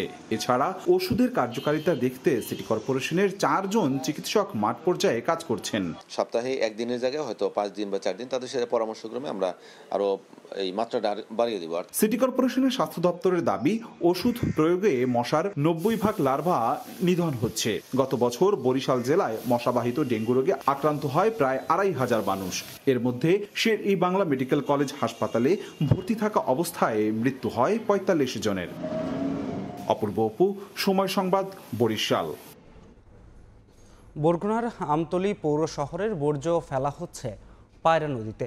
এতে পরিবেশের পাশাপাশি দূষিত হচ্ছে নদী। স্থানীয়দের অভিযোগ, গত 3 দশকে পৌরসভার উন্নয়নে শত কোটি টাকা ব্যয় হলেও শুধুমাত্র দায়িত্বহীনতার কারণেই নির্মাণ করা হয়নি বর্জ্য পরিশোধনাগার। নদীতে বর্জ্য ফেলা বন্ধের পাশাপাশি পরিশোধনাগার নির্মাণের আশ্বাস সংশ্লিষ্ট কর্তৃপক্ষের। রুবেল হোসেনের ছবিতে সাইফুল মিরাজের রিপোর্ট। বরগুনার আমতলীর পায়রা নদীর তীরে জমে আছে বর্জ্যের স্তূপ। পৌর শহরের সব বর্জ্যই ফেলা হচ্ছে এই নদীতে। এতে পরিবেশ দূষণের সঙ্গে দূষিত হচ্ছে নদীও। ব্যাহত হচ্ছে ইলিশ সহ সকল প্রজাতির মাছের প্রজনন ও উৎপাদন। খোলা স্থানে এমনভাবে বর্জ্য ফেলায় দুর্গন্ধে অতিষ্ঠ স্থানীয়রা। নদীর পানি ব্যবহার করায় বিভিন্ন রোগে আক্রান্ত হচ্ছেন তারা। এলাকাবাসীর অভিযোগ, বিভিন্ন সময়ে পৌরসভার উন্নয়নে শত কোটি টাকারও বেশি ব্যয় হলেও শুধুমাত্র দায়িত্বহীনতার কারণে বর্জ্য পরিশোধনাগার নির্মাণ করেনি পৌর কর্তৃপক্ষ। পৌরসভার ময়লা আসে এই জায়গায় যা ট্রাক করে ফালাই দিয়ে চলে যায়, কিন্তু আসলে তো এটা নদীরও অনেক ক্ষতি হইতে আছে। টোটাল 26 বছর পৌরসভার বয়স, কিন্তু 2015 সালে পৌরসভাটা প্রথম শ্রেণীতে উত্তীর্ণ হয়েছে, কিন্তু এখন পর্যন্ত একটা ডাম্পিং স্টেশন করে নাই। পায়রা নদীতে এই বর্জ্যটা ফালানোর ফলে যেটা হচ্ছে যে নদীর যে মাছ বিভিন্ন বৈচিত্র্যের যে মাছের আধিক্য কমে যাচ্ছে। তবে স্থানীয় সরকার বিভাগ বলছে বন্ধ করা হবে নদীতে বর্জ্য ফেলা, উদ্যোগ নেওয়া হবে বর্জ্য পরিশোধনাগার নির্মাণের। সরকারিভাবে যে নীতিমালা অনুযায়ী এর জমি অধিগ্রহণ কিংবা জমি ক্রয় করে নিজস্ব বর্জ্য ব্যবস্থাপনা কেন্দ্র স্থাপন যথাযথ উদ্যোগ খুব শীঘ্রই নেওয়া হবে। 1998 সালে আমতলী পৌরসভা প্রতিষ্ঠা করা হয়। 2015 সালে উন্নীত হয় প্রথম শ্রেণীর পৌরসভায়। সাইফুল মিরাজ, সময় সংবাদ, বরগুনা। পিরোজপুর পৌরসভার 42টি খালের অধিকাংশই দখল করে গড়ে উঠেছে অবৈধ স্থাপনা। ময়লার ভাগাড়ে পরিণত হয়েছে ড্রেন। জলাবদ্ধতা আর মশার যন্ত্রণায় নাকাল এলাকাবাসী। পৌর কর্তৃপক্ষ জানিয়েছে দখল হওয়া খাল পুনরুদ্ধার ও খননে নেওয়া হবে উদ্যোগ। জিয়াউল হকের তথ্য ও ছবিতে রিপোর্ট। দেখে বোঝার উপায় নেই, একসময় এই খালে চলাচল করত বড় বড় নৌকা। দখল আর দূষণের কবলে এখন পরিণত হয়েছে আবর্জনার ভাগার আর মশার প্রজনন ক্ষেত্রে। এ চিত্র পিরোজপুর সদর পৌরসভার 2 নম্বর ওয়ার্ডের ঝাটকাঠি ভারানী খালের। স্থানীয়দের অভিযোগ, পৌর এলাকায় কখনোই হয়নি পরিকল্পিত নগরায়ন। প্রায় 30 বর্গ কিলোমিটার আয়তনের পৌর এলাকায় কাগজে কলমে রয়েছে 42টি খাল। তবে এর অধিকাংশই দখল করে গড়ে তোলা হয়েছে অবৈধ স্থাপনা। এতে বাধাগ্রস্ত হয় পানির স্বাভাবিক প্রবাহ। ড্রেনের সঙ্গে খালের সংযোগস্থলে জমে গেছে আবর্জনা। এতে ড্রেন থেকে খালে পানি নামতে না পারায় সৃষ্টি হয় জলাবদ্ধতা। বিভিন্ন বাথরুমের লাইনের যে সরেজ যে আমরা যেটা পাইপগুলো বলি সব খালের সাথে দেওয়া। প্লাস অনেকে দেখেন খালের সাইড দখল করে দোকানপাট উঠাইছে, তারপরে আপনার গাছ লাগাই বাগান করে ফেলাইছে। সঠিক নজরদারি না থাকার কারণে আস্তে আস্তে এই সব খালগুলো ভরে এখন ড্রেনও একসময় দেখা যাবে যে ড্রেনও থাকতেছে না। মশা মাছি এবং ময়লা আবর্জনার ভাগাড়ে পরিণত হয়েছে খাল দুটি মৃত প্রায়। জোয়ার ভাটা নাই, তার জন্য পানি সরেও না, দুর্গন্ধ হয়ে যায় পরিবেশ, মানে বিস্তৃত অবস্থা একেবারে। আমাদের নদী এখন খালে ড্রেনে পরিণত হয়েছে, তার শাখা খালের অবস্থা তো আরো খারাপ হয়ে গেছে। এই কারণে অবৈধভাবে আমরা যারা বসবাস করি দুই পাশে অবৈধভাবেই করা হয়েছে। দখল হওয়া খাল পুনরুদ্ধার ও খননের উদ্যোগ নেওয়ার কথা জানায় পৌরসভা। স্থানীয় সরকার পরিষদ অধিদপ্তরের আইপিসিপি প্রজেক্ট আছে, সেখানে আমাদের পিরোজপুর যেটি প্রতিনিধি আছে নির্বাহী প্রকৌশলী মহোদয়, তাদের মাধ্যমে আমরা প্রজেক্ট ওখানে প্রেরণ করেছি। আশা রাখি সামনে এটা অনুমোদন হলে আমাদের খালগুলো আমরা পুনঃখনন করতে পারবো। জেলা প্রশাসন এবং আমরা এগুলি চিহ্নিত করার জেলা প্রশাসনের সাথে আমরা চিহ্নিত করার প্রক্রিয়া আছি। চিহ্নিত হয়ে গেলে আমরা উচ্ছেদ অভিযানে যাব। পিরোজপুর পৌর এলাকায় লক্ষাধিক মানুষের বসবাস। সময় সংবাদ, পিরোজপুর। গবেষণা, বিশ্লেষণ ও অ্যাডভোকেসির মাধ্যমে জাতীয় এবং আন্তর্জাতিক পরিসরে নীতি নির্ধারণে ভূমিকা রাখবে foundation for strategic and development studies. রোববার রাতে সংগঠনটির চেয়ারম্যান মেজর জেনারেল অবসরপ্রাপ্ত ফজলে এলাহি আকবর একথা জানান। টেকসই সুশাসন, অর্থনৈতিক উন্নয়ন, নিরাপত্তা ও জাতীয় সার্বভৌমত্ব রক্ষায় গবেষণা, নীতিগত সুপারিশ এবং তরুণদের সম্পৃক্ততা লক্ষ্য নিয়ে যাত্রা শুরু করল foundation for strategic and development studies FSDS। রোববার রাতে রাজধানীর একটি হোটেলে এক অনুষ্ঠানের মধ্য দিয়ে সংগঠনটি আত্মপ্রকাশ হয়। অনুষ্ঠানে অতিথি হিসেবে উপস্থিত ছিলেন সেনাপ্রধান ওয়াকারুজ্জামান। দেশের প্রতিরক্ষা ব্যবস্থার গুরুত্ব তুলে ধরে তিনি বলেন, শক্তিশালী প্রতিরক্ষা ব্যবস্থা ছাড়া কোনো দেশ কার্যকর পররাষ্ট্রনীতি বাস্তবায়ন করতে পারে না। Unless having a strong defense, you cannot implement your foreign policy. You can look at the history. So that is why it is also you should study, come up, suggest the government so that we can, as a whole, we can develop. As a nation, we can develop. এ সময় FSDS এর chairman major general Fazle এলাহি আকবর জানান, গবেষণা বিশ্লেষণ ও অ্যাডভোকেসির মাধ্যমে জাতীয় এবং আন্তর্জাতিক পরিসরে নীতি নির্ধারণে সংস্থাটি ভূমিকা রাখবে। We eagerly want to make this think tank into a vibrant melting pot for scholars, civil servants, defense and security thinkers, journalists, civil society and private sector, and experts from all sectors of the society. We are committed to embracing constructive criticism and seeking your guidance as we strive to uphold our guiding principle, Bangladesh first. Thank you, gentlemen. অনুষ্ঠানে আরও উপস্থিত ছিলেন নৌবাহিনীর প্রধান admiral Mohammad Nazmul Hasan এবং বিএনপির মহাসচিব মির্জা ফখরুল সহ দলের শীর্ষস্থানীয় নেতারা। আদনান তুর্য, সময় সংবাদ, ঢাকা। দেশের 5টি ইলিশের অভয়াশ্রমে 1 মার্চ থেকে 30 এপ্রিল পর্যন্ত 2 মাস মাছ ধরার উপর নিষেধাজ্ঞা জারি করেছে সরকার। এ সময় প্রণোদনার পাশাপাশি তালিকা হালনাগাদ করার দাবি জেলেদের। তবে নিষেধাজ্ঞা সফল করতে সচেতনতামূলক প্রচারণার পাশাপাশি অভিযান পরিচালনা করবে মৎস্য বিভাগ। পটুয়াখালী থেকে সুজন দামের ছবি ও মোহাম্মদ মনির হোসেন বাদলের তথ্য নিয়ে রিপোর্ট। উৎপাদন বাড়াতে মার্চ এপ্রিল 2 মাস মেঘনা ও তেতুলিয়া নদী সহ ইলিশের 5টি অভয়াশ্রমে সব ধরনের মাছ ধরায় সরকারি নিষেধাজ্ঞা জারি করা হয়। এ সময় নদীতে কোনো জাল ফেলতে পারবেন না জেলেরা। 1 মার্চ থেকে পটুয়াখালীর পায়রা তেতুলিয়া নদীতে শুরু হয় জাটকা সংরক্ষণ অভিযান, চলবে 30 এপ্রিল পর্যন্ত।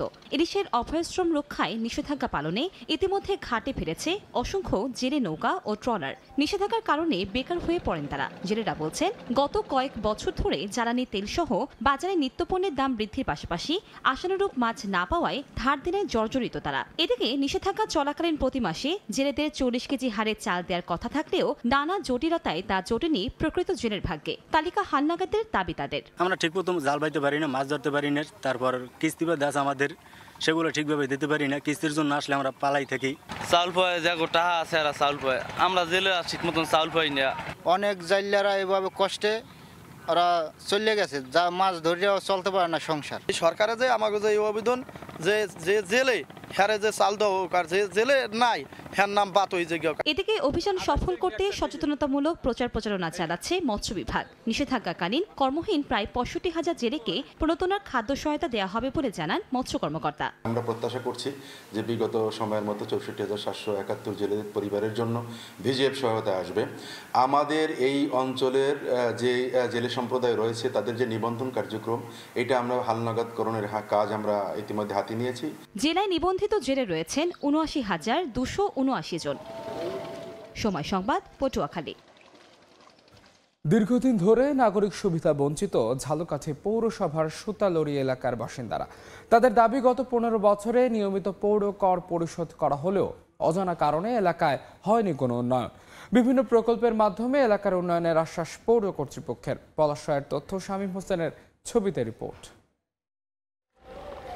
আঞ্চলিক সড়ক ভেঙে পড়ে গেছে পাশের খালে, তৈরি হয়েছে মরণ ফাঁদ, নেই পর্যাপ্ত পানি ও বিদ্যুৎ সরবরাহ।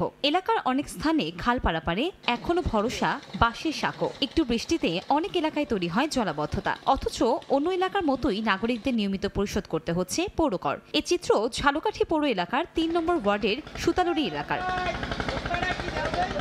স্থানীয়দের অভিযোগ, গত 15 বছরে অজানা কারণে বন্ধ ছিল সব ধরনের উন্নয়ন প্রকল্প। এতে জনজীবনে নেমে আসে চরম ভোগান্তি। আমরা পৌরসভার ভিতরে থাইকেও মনে করেন পৌরসভার যেসব সুযোগ সুবিধা পাওয়ার কথা, পানি পাওয়ার কথা, সাপ্লাই লাইন পাওয়ার কথা, এভরিথিং সব সুযোগ সুবিধা থেকে আমরা বঞ্চিত বললেই চলে। একটা লোক অসুস্থ হলে আমরা হাসপাতালে যে অ্যাম্বুলেন্স যোগে নিব সেই রকমের কোনো রাস্তাঘাট নেই।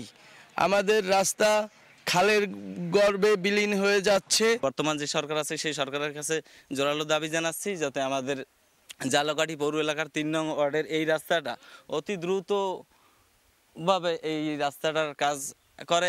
নাগরিক ভোগান্তি দূর করতে বিভিন্ন প্রকল্প নেওয়া হচ্ছে বলে জানিয়েছে পৌর কর্তৃপক্ষ। দ্বিতীয় এলাকার কাজগুলো যাতে বাস্তবায়ন হয় সে বিষয়ে প্রশাসক স্যার পদক্ষেপ গ্রহণ করেছে এবং আমরা আশা করি যে খুবই অল্প সময়ের মধ্যে বর্ধিত এলাকার যে কাজগুলো, যে উন্নয়ন প্রকল্প হাতে নিয়েছে সেগুলো বাস্তবায়ন হবে।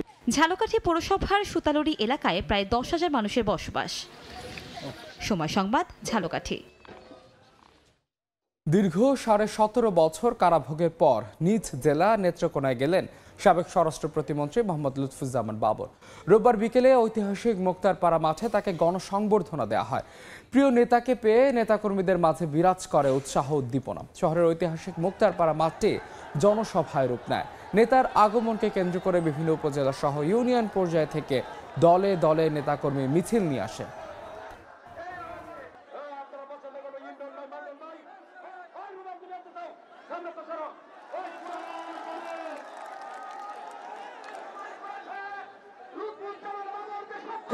নির্বাচিত হয়ে নির্বাচনের পরে আমার নেতা তারেক রহমান পুরো বাংলাদেশের গভর্নমেন্ট প্রিন্সিপালকে আসতে পারে এবং দায়িত্ব গ্রহণ করতে পারে। এই জেলার অসমাপ্ত উন্নয়ন কর্মকাণ্ড পাশাপাশি আমাদের কর্মজীবনে যারা অনেক আমাদের বেকার যুবক আছে তাদেরকে কর্মস্থান তৈরি করার জন্য আপনারা দোয়া করবেন। পার্লামেন্ট নির্বাচনে জয়ী দেশটির রক্ষণশীল গণতান্ত্রিক দল সিডিইউ ভরাডুবির পর পরাজয় মেনে নিয়েছেন ক্ষমতাসীন এফপিডি দলের বর্তমান চ্যান্সেলর ওলাফ শলস। তবে কোনো দলই একক সংখ্যাগরিষ্ঠতা না পাওয়ায় আবারও জোট সরকার গঠনে ভরসা রাখছেন স্থানীয় সহ প্রবাসীরা। বিস্তারিত থাকছে বিটু বড়ুয়া রিপোর্টে। জার্মানিতে আগাম পার্লামেন্ট নির্বাচনে জয়ী রাজনৈতিক দলটির নাম ক্রিশ্চিয়ান ডেমোক্রেটিক ইউনিয়ন সিডিইউ। ভোট গণনা শেষে দেশটির নির্বাচন কমিশন জানায় চ্যান্সেলর পদপ্রার্থী ফ্রিডরিশ ম্যার্চের দলটি ভোট পেয়েছে সর্বমোট 28.6%। দ্বিতীয় সর্বোচ্চ 20.4% ভোট পড়েছে উগ্র জাতীয়তাবাদী ও অভিবাসন বিরোধী রাজনৈতিক দল অল্টারনেটিভ ফর ডয়েচল্যান্ড এএফটির ভোট বাক্সে ক্ষমতাসীন দল এসপিডি মাত্র 16.4% ভোট পেয়ে নির্বাচনী ইতিহাসের সবচেয়ে বাজে ফলাফল মেনে নিতে হয় চ্যান্সেলর ওলাফ শলসকে। একই সাথে বর্তমান জোটের অন্য শরিক গ্রিন দল ভোট পেয়েছে মাত্র 12.2%। তবে 8.9% ভোট পেয়ে অভূতপূর্ব সাফল্য দেখিয়েছে দেশটির পুরনো দল দি লিঙ্কে। সব মিলিয়ে দেশটির পার্লামেন্টে 630টি আসনের মধ্যে সর্বোচ্চ 209টি আসনে জয় পেয়েছে সিডিইউ এবং সিএসইউ। দ্বিতীয় সর্বোচ্চ 149টি আসনে ডানপন্থী দল এএফটি, মাত্র 119টি আসনে জয় পেয়েছে ক্ষমতাসীন এসপিডি। 90 আসনে গ্রিন দল সর্বোচ্চ 62টি আসনে জয় ছিনিয়ে নেয় দি লিঙ্কে। নির্বাচনে জিতে সবাইকে আন্তরিক ধন্যবাদ জানিয়েছেন সিডিইউ থেকে চ্যান্সেলর পদপ্রার্থী ফ্রিডরিশ ম্যার্চ। আর পরাজয়ের ভার নিজের কাঁধে তুলে নিয়েছেন বর্তমান German chancellor Olaf shawls. Die Sozialdemokratische Partei steht zu diesem klaren Kurs. 21তম সংসদ নির্বাচনে ভোট দিয়ে নিজেদের পছন্দের দলকে জয়ী করতে পেরে খুশি স্থানীয় সহ প্রবাসীরা। একটি অভিবাসী বান্ধব, উদার ও বহুমাত্রিক গণতান্ত্রিক সরকার ব্যবস্থাতে আস্থা রাখতে চান তারা। উনি জোট সরকার তৈরি করবেন, না পারলেও একক সংখ্যাগরিষ্ঠ না হইলেও আমরা একটা জোট সরকার করতে পারবো বলে আমি আশা করি। এবার আমি প্রথমবারের মতো ভোট দিলাম জার্মানিতে।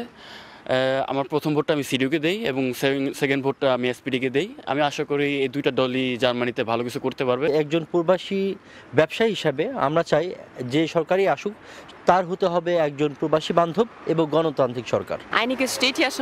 নির্বাচনে কেমন ফলাফল হবে তা আগে থেকেই ছিল পরিষ্কার। যদিও আমি ফ্রিডরিশ মের্চকে পছন্দ করি না, কিন্তু অভিবাসী ইস্যুতে আশা করি তিনি গুরুত্বপূর্ণ সিদ্ধান্ত নেবেন এবং এএফডিকে ঠেকাতে পারবেন। অন্যদিকে সংসদে বিরোধী দল হিসেবে দি লিঙ্কে নির্বাচিত হয়েছে, তাতে আমি খুশি।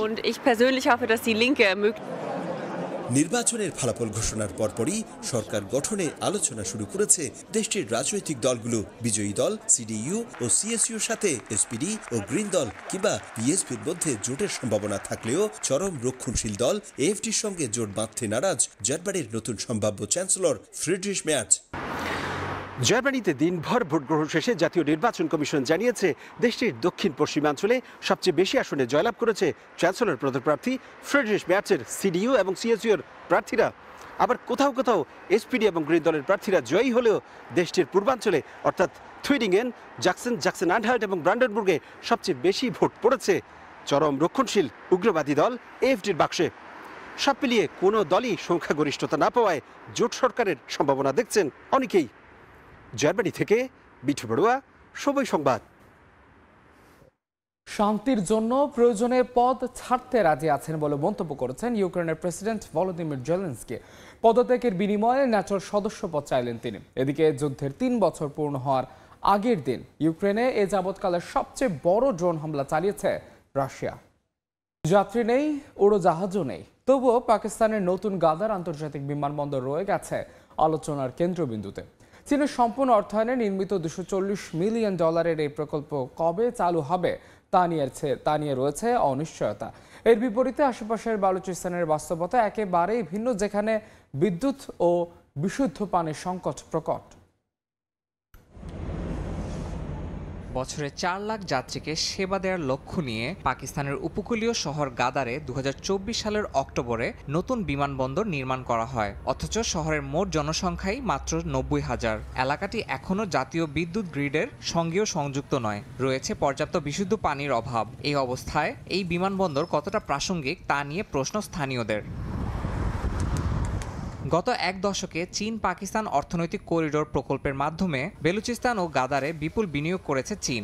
যদিও সরকার এই প্রকল্পকে পরিবর্তনশীল হিসাবে দেখাচ্ছে, তবে বাস্তবে ভিন্ন অভিজ্ঞতার কথা জানাচ্ছেন স্থানীয়রা। বাসিন্দারা বলছেন, বিশাল বাজেটের উন্নয়ন প্রকল্পগুলো শেষ হওয়ার পরও কোনো কর্মসংস্থান তৈরি হয়নি। বিমানবন্দর চালু না হওয়ায় বন্দরেও কোনো কার্যক্রম নেই। 20 বছর হয়ে গেল বন্দর তৈরি হয়েছে, এখন আন্তর্জাতিক বিমানবন্দরও হয়েছে, কিন্তু গাদারের একজন মানুষকেও চাকরি দেওয়া হয়নি, একজন নিরাপত্তা রক্ষী হিসেবেও না। আমাদের জন্যই যদি উন্নয়ন হয় তাহলে আমরা কেন এর বাইরে? এই প্রকল্পের কারণে বেলুচিস্তানে দীর্ঘদিনের বিদ্রোহ আরো তীব্র হয়েছে। স্থানীয় বিচ্ছিন্নতাবাদীরা অভিযোগ করেছেন, প্রকল্পের সুবিধা পাচ্ছেন বাইরের লোকেরা, কিন্তু স্থানীয় জনগণ অবহেলিত রয়ে গেছেন। চীনা বিনিয়োগ সুরক্ষিত রাখতে গাদারে সামরিক তৎপরতা বাড়িয়েছে সরকার। শহর জুড়ে চেকপোস্ট, কাঁটাতারের বেড়া, নিরাপত্তা বাহিনীর উপস্থিতি ও গোয়েন্দা নজরদারি জোরদার করা হয়েছে। এতে স্থানীয়দের জন্য আরো ভোগান্তির কারণ হয়ে দাঁড়িয়েছে।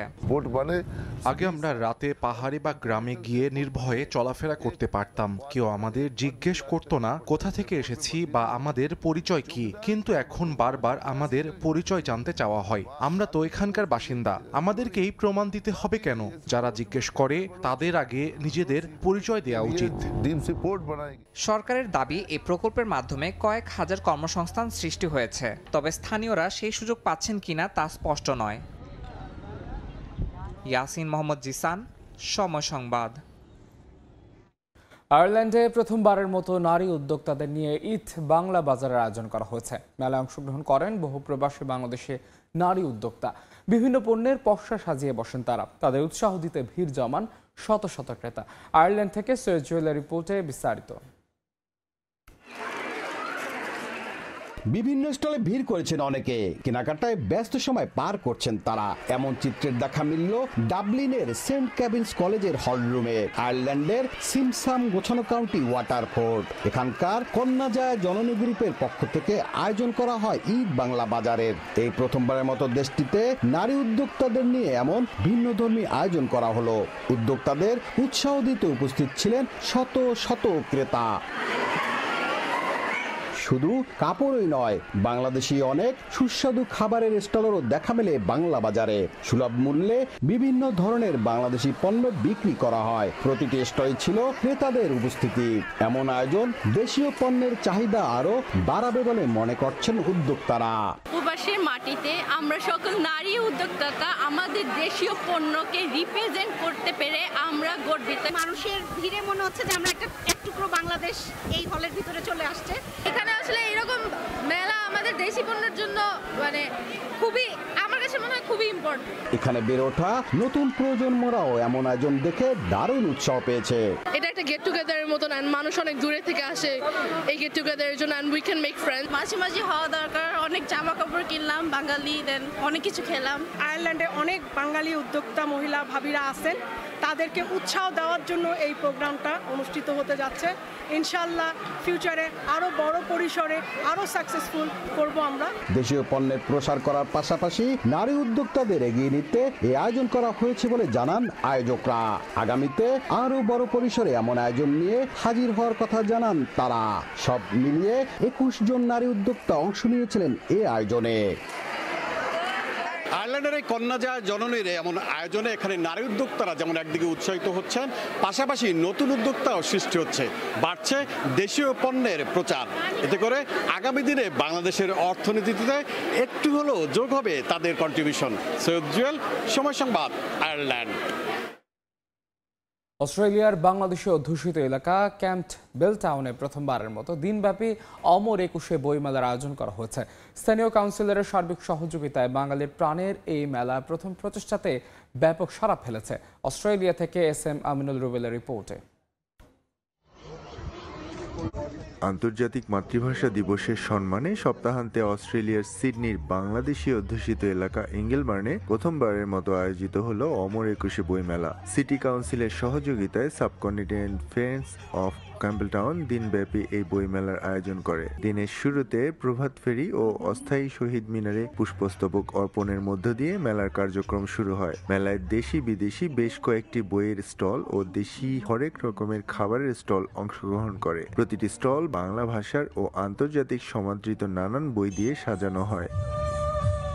প্রথমবারের মতো এই এলাকায় মেলা আয়োজিত হলেও প্রবাসী বাংলাদেশিদের মধ্যে ব্যাপক সাড়া ফেলে। বিশেষ করে প্রচুর নতুন প্রজন্মের বাংলাদেশি শিশুরা বাংলা ভাষা ও সংস্কৃতির সাথে পরিচিত হতে বাবা মায়ের সাথে বই মেলা উপভোগ করে। স্থানীয় শিল্পীরা সারাদিন ব্যাপী দেশাত্মবোধক গান, নাচ, আবৃত্তি পরিবেশন করে দর্শকদের মনোরঞ্জন করেন। বাংলাদেশের সাথে সাথে আবার অস্ট্রেলিয়াতেও মার্শাল্লাহ বেশ পাঠক গড়ে উঠেছে। ক্যাম্পবেলটাউন এলাকা এখন সিডনিতে এক বড় বাঙালি অধ্যুষিত এলাকা এবং সেখানে একটা বই মেলার প্রয়োজনীয়তা অনেক দিন ধরেই সবাই বলছিল। এবছর আমরা সাহস করে সেটা শুরু করেছি। গত 10-15 বছর ধরে এই বই পড়া বই আন্দোলনের সাথে রয়েছে। আমরা চাই আমাদের একটা মনুমেন্ট হোক। লাস্ট 8 বছর ধরে এটা নিয়ে আমি কাজ করতেছি, তো আমি আশা করি ইনশাআল্লাহ আমাদের এই মনুমেন্ট এই বছরের ভিতরে হবে। উল্লেখ্য, ক্যাম্পবেলটাউন এলাকায় অস্ট্রেলিয়ার সবচেয়ে বেশি বাংলাদেশি বংশোদ্ভূত অস্ট্রেলিয়ান শিশুদের বসবাস। সম্প্রতি এই এলাকায় 3 জন বাংলাদেশি কাউন্সিলর নির্বাচিত হয়েছেন। এছাড়া এখানে নির্মিত হতে যাচ্ছে স্থায়ী শহীদ মিনার। SM আমিনুল রুবেল, সময় সংবাদ। এদিকে চির প্রতিদ্বন্দ্বীদের হেসে খেলে হারিয়ে শিরোপা জিততে আত্মবিশ্বাসী man in blue. Dubai match শেষে সময় সংবাদে নিজেদের প্রতিক্রিয়া জানিয়েছেন ভারতীয় ক্রিকেটের 2 শক্তিশালী নাম রাজীব শুক্লা আর অরুণ ধুমাল। দাপট দেখানো জয়ে এখন চ্যাম্পিয়ন ছাড়া ভিন্ন কিছু নিয়ে ভাবছেন না তারা। It's very significant as far as Champions Trophy is concerned because winning 2 matches which takes your tally to the pinnacle and which is very important. So I think I'm very optimistic, very hopeful that we'll be playing semi-final. As I said, we'll make it to final, then we will win the Champions Trophy. Yeah, it was an amazing performance. It was good to see India winning that comprehensively. The team plays as a unit. The kind of bowling that we saw, the kind of batting, fielding, they did Pakistan in every field, and it augurs well for the team going forward. And I'm sure that it is good for team for the Champions Trophy. Champions ট্রফির স্বপ্ন বাঁচিয়ে রাখতে নিউজিল্যান্ডের মুখোমুখি হচ্ছে বাংলাদেশ। টাইগারদের মুখোমুখি হওয়ার আগে উজ্জীবিত কিউইরা। তাদের নিশানায় লাল সবুজের 3 নয়া সেনানী রিশাদ, জাকের, রানা। তবে সেটা নিয়ে একেবারেই ভাবনা নেই ফিল সিমন্সের। নিজের ব্যাটারদের উপর পূর্ণ আস্থা ক্যারিবিয়ান বসের। ম্যাচ শুরু বাংলাদেশ সময় বিকেল 3টায়। রাওয়ালপিন্ডি থেকে নিয়ন মোহাইমিনের ম্যাচ রিপোর্ট। চ্যাম্পিয়ন হওয়ার লক্ষ্য নিয়ে টুর্নামেন্টে এসে এখন টিকে থাকার লড়াইয়ে নামতে হচ্ছে বাংলাদেশকে। প্রথম ম্যাচে ভারতের বিপক্ষে হারে ব্যাকফুটে টাইগাররা। তাই তো শেষ অনুশীলন সেশনে মনোযোগী শান্ত মিরাজরা। স্বাভাবিকভাবেই মাঠে এসে আগে উইকেটের কাছে এগিয়ে গেলেন শান্ত। ব্যাটিং পজিশনে দাঁড়িয়ে দেখে নিলেন চারদিক। সম্ভবত কিভাবে রানে ফেরা যায় সেটাই ভাবছিলেন অধিনায়ক। যদিও কোচের কথা, কারো ফর্ম নিয়েই চিন্তিত নন তিনি, বরং নতুন ম্যাচে নতুন দিনে নতুন স্বপ্ন দেখালেন ক্যারিবিয়ান বস। আমি ব্যাটারদের নিয়ে ভাবছি না। এক ম্যাচে রান পেলেই পরিস্থিতি বদলে যাবে, আর এটা একটা নতুন ম্যাচ, নতুন দিন। এখানে অতীত প্রভাব ফেলবে না। রেকর্ড দিয়ে ম্যাচ জেতা যায় না, মাঠে খেলতে হবে। প্রতিপক্ষ নিউজিল্যান্ড বলেই হয়তো আলোচনাটা একটু বেশি। তার উপর ভেন্যু রাওয়ালপিন্ডি, যেখানে রান হয় দেদারসে, আর এ মাঠেই আবার স্বাগতিকদের বিপক্ষে আছে লাল সবুজের সুখস্মৃতি। সব মিলিয়ে আত্মবিশ্বাস তাই তুঙ্গে থাকার কথা শান্ত বাহিনীর। কোচও ইঙ্গিত দিলেন সেরকমই। এ মাঠে 300 করতে হবে, না হলে চেস করতে হবে। ছেলেদের দুটো সামর্থ্যই আছে, আর নিউজিল্যান্ডের প্রস্তুতি হয়তো আমাদের চেয়ে একটু বেশি। তবে আমরা চেষ্টা করব এমন কিছু করার যাতে তাদের প্রস্তুতি কাজে না লাগে। সোজা কথা, আমাদের জিততে হবে। চ্যাম্পিয়ন্স ট্রফির আগে এই পাকিস্তানের মাটিতে ত্রিদেশীয় সিরিজ জিতেছে কিউইরা, যদিও সে আসরের সঙ্গে মেগা ইভেন্টকে মেলাতে চান না স্যান্টনার। যে ফাইনাল জিতেছি তার সাথে এটার কোনো সম্পর্ক নেই, সেটা হয়ে গেছে আর এটা করতে হবে। বাংলাদেশকে সমীহ না করলে তারা আমাদের চমকে দিতে পারে। এখন পর্যন্ত ওয়ানডে ক্রিকেটে ৪৫ বার মুখোমুখি হয়েছে দুদল, যেখানে কিউইদের ৩৩ জয়ের বিপরীতে বাংলাদেশ জিতেছে ১১ বার। উইকেট এবং কন্ডিশন পক্ষে না পেলেও রাওয়ালপিন্ডির গ্যালারি যে আবার বাংলাদেশের পক্ষেই থাকবে সেটা কিন্তু হলফ করেই বলা যায়। এখন দেখার বিষয়, সেই অনুপ্রেরণা কাজে লাগিয়ে শান্তরা নিজেদের চ্যাম্পিয়ন্স ট্রফির স্বপ্নটাকে বাঁচিয়ে রাখতে পারেন কিনা। নিয়ন মোহাইমিন, সময় সংবাদ, রাওয়ালপিন্ডি, পাকিস্তান। টিকে থাকার ম্যাচে পরিবর্তন আসছে টাইগার একাদশে। অন্তত একটি আর সর্বোচ্চ ২ বদল আনতে পারে টিম ম্যানেজমেন্ট। রাওয়ালপিন্ডিতে নাহিদ রানার অন্তর্ভুক্তি অনেকটাই নিশ্চিত। তাকে জায়গা দিতে বাদ পড়তে পারেন মুস্তাফিজুর রহমান। এদিকে মাহমুদুল্লাহ রিয়াদের সুযোগ পাওয়া নির্ভর করছে পিচ আর তার ফিটনেসের উপর। সিদ্ধান্ত হবে শেষ মুহূর্তে। চ্যাম্পিয়ন্স ট্রফিতে নিউজিল্যান্ডের বিপক্ষে একটা ইস্যু কুস্মৃতি বাংলাদেশের। কার্ডিফে সাকিব রিয়াদের ব্যাটে এসেছিল ঐতিহাসিক এক জয়। ক্যালেন্ডারের পাতা উল্টে পার হয়েছে ৮ বছর। আবারও চ্যাম্পিয়ন্স ট্রফি, আবারও প্রতিপক্ষ নিউজিল্যান্ড। কার্ডিফ থেকে রাওয়ালপিন্ডি, পরিবর্তন এসেছে বাংলাদেশ দলেও। রাজনৈতিক কারণে নেই সাকিব, রিয়াদ আছেন তবে অনিশ্চিত। ডান পায়ের চোটে খেলা হয়নি প্রথম ম্যাচ। দ্বিতীয় ম্যাচে সমীকরণটা ডু অর ডাই। কার্ডিফের হিরো রাওয়ালপিন্ডিতে নামবেন কি? ম্যাচ পূর্ববর্তী সংবাদ সম্মেলনেও সে উত্তর পাওয়া যায়নি। ম্যাচের আগে ফিটনেস পরীক্ষায় পাশ করতে হবে এই অভিজ্ঞ ক্যাম্পেইনারের। বিবেচনায় থাকবে কন্ডিশন আর টিম কম্বিনেশন। রিয়াদ ফিরলে বাদ কে পড়বেন? ভারত ম্যাচে রেকর্ড গড়া হৃদয় জাকিরের জুটি কিউইদের বিপক্ষেও ভাঙবে না টিম ম্যানেজমেন্ট। ম্যাচের আগের দিন উইকেট কিপিং নিয়ে লম্বা সময় অনুশীলন করেছেন মুশফিক। গ্লাভস হাতে জাকির আলীর অনভিজ্ঞতা আড়ালে ফেলছে মুশফিকের অফ ফর্ম। রিয়াদকে অন্তর্ভুক্ত করতে হলে তাই কাটা পড়বেন টপ অর্ডারের কেউ। মেকশিফট ওপেনার হিসেবে মিরাজকে ব্যবহার করলে বসানো যাবে সৌম্যকে। ২০২৩-এ এশিয়া কাপে লাহোরে ওপেনিংয়ে নেমে সেঞ্চুরিও আছে মিরাজের। তবে ব্যাটিং বান্ধব পিন্ডির উইকেটে সেই ঝুঁকি টিম ম্যানেজমেন্ট নেবে কিনা সেটাই বড় প্রশ্ন। রিয়াদ অনিশ্চিত হলেও নাহিদ রানার সুযোগ পাওয়াটা অনেকটাই নিশ্চিত। তাকে জায়গা করে দিতে কাটা পড়তে পারেন মোস্তাফিজুর রহমান। ভারতের বিপক্ষে ছিলেন নিষ্প্রভ, তবে পিন্ডির পিচে সময়ের সঙ্গে বাড়তি সুবিধা পাবেন স্পিনাররা। শেষ ৩ ওয়ানডেতে উইকেটের দেখা পাননি মিরাজ। নিউজিল্যান্ডের বিপক্ষে তাই বাড়তি দায়িত্ব সহ অধিনায়কের কাঁধে। তবে বড় প্রশ্ন হতে পারে ৩ পেসার নাকি ৩ স্পিনার, কারণ রাওয়ালপিন্ডিতে ছড়িটা থাকবে যে ব্যাটারদের হাতেই। সাব্বির মিথুন, সময় সংবাদ। আইসিসি ইভেন্টের প্রথা মেনে রান প্রসবা উইকেট হতে যাচ্ছে রাওয়ালপিন্ডিতে। আবহাওয়াজনিত কারণে পিচে নেই ঘাসের ছিটে ফোটা। তবে আউটফিল্ড নিয়ে অভিযোগ করার সুযোগ রাখেনি ক্রিকেটের নিয়ন্ত্রণ সংস্থা এবং পিসিবি। যদিও অতিরিক্ত ঠান্ডার কারণে টস জিতে ফিল্ডিং করা দল সুবিধা পাবে পিন্ডিতে। আনুষ্ঠানিক আলোচনায় জানিয়েছেন পিসিবির হেড কিউরেটর টমি হেমি। রাওয়ালপিন্ডি থেকে নিয়ন মোহামিনের রিপোর্ট। ১৯৯২ সালে প্রতিষ্ঠিত হবার পর থেকেই ব্যাটারদের হয়ে কথা বলে পিন্ডি স্টেডিয়ামের উইকেট। প্রথাগতভাবে বাউন্ডারি লাইন কিছুটা ছোট হওয়ার কারণে ৪ ছক্কার দেখাও মেলে হরদম। কিন্তু আধুনিক ক্রিকেটের সঙ্গে তাল না মেলাতে পারায় ধীরে ধীরে লাহোর করাচির তুলনায় কিছুটা পিছিয়ে গিয়েছিল পিন্ডি। এরপর তো এক দশক আন্তর্জাতিক ক্রিকেটই ছিল না খোদ পাকিস্তানে। তাই স্বাভাবিকভাবেই যুগের সঙ্গে তাল মেলানোর সুযোগ ছিল না শোয়েব আখতারের হোম গ্রাউন্ডের। ২০২০ সাল পর্যন্ত এ গ্রাউন্ডের গড় রান ছিল ২৫০। তবে নতুন ধারার ক্রিকেটের সঙ্গে তাল মেলাতে ২০২১ থেকে ধীরে ধীরে বদলাতে থাকে পিন্ডি স্টেডিয়াম। ঘাস ছেটে ফেলে ব্যাটারদের জন্য স্বর্গভূমি বানানো হয় এই গ্রাউন্ডকে। ২০২৩-এ এসে তাই তো গড় রান বেড়ে দাঁড়ায় ৩১০-এ। তবে এবারের চ্যাম্পিয়ন্স ট্রফির আগে মাঠ পরিচর্যার খুব বেশি সময় পায়নি স্থানীয় কিউরেটররা। ঘরোয়া এবং আন্তর্জাতিক মিলিয়ে বেশ ভালোই ব্যস্ত ছিল গ্রাউন্ডটি। ফলাফল সবুজ ঘাসের বদলে মাঠ জুড়ে চোখে পড়বে বাদামি রং।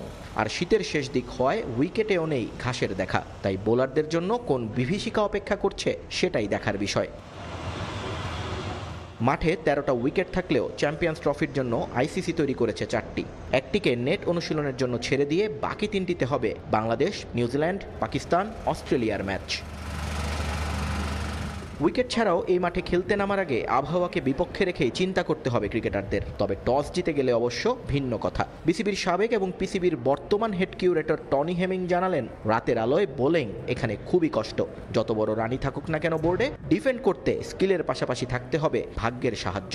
তবে 350 নয়, এ মাঠের জন্য 300 রানটাকেই যথেষ্ট মনে করেন হেমিং। নিয়ন মোহাইমিন, সময় সংবাদ, রাওয়ালপিন্ডি, পাকিস্তান। নিউজিল্যান্ড বলেই চ্যাম্পিয়ন্স ট্রফিতে টিকে থাকার ম্যাচে বাড়তি আত্মবিশ্বাসে টাইগাররা। শুধু দুদলের সবশেষ দেখার জয় বলেই নয়, চ্যাম্পিয়ন্স ট্রফিতে বাংলাদেশের সেরা জয়গুলোর একটিও এই কিউইদের বিপক্ষে। 2017 কার্ডিফের সেই ম্যাচ এখনও রোমাঞ্চ যোগায় লাল সবুজ সমর্থকদের। যদিও মিনি বিশ্বকাপ খ্যাত এই টুর্নামেন্টে টেস্ট প্লেয়িং নেশন হিসেবে সর্বনিম্ন রানের লজ্জাটাও টাইগারদের দিয়েছে ব্ল্যাক কাপ ট্রাই। তাই তো ভিন্ন দুই সমীকরণ নিয়ে রাওয়ালপিন্ডিতে নামবে শান্ত বাহিনী।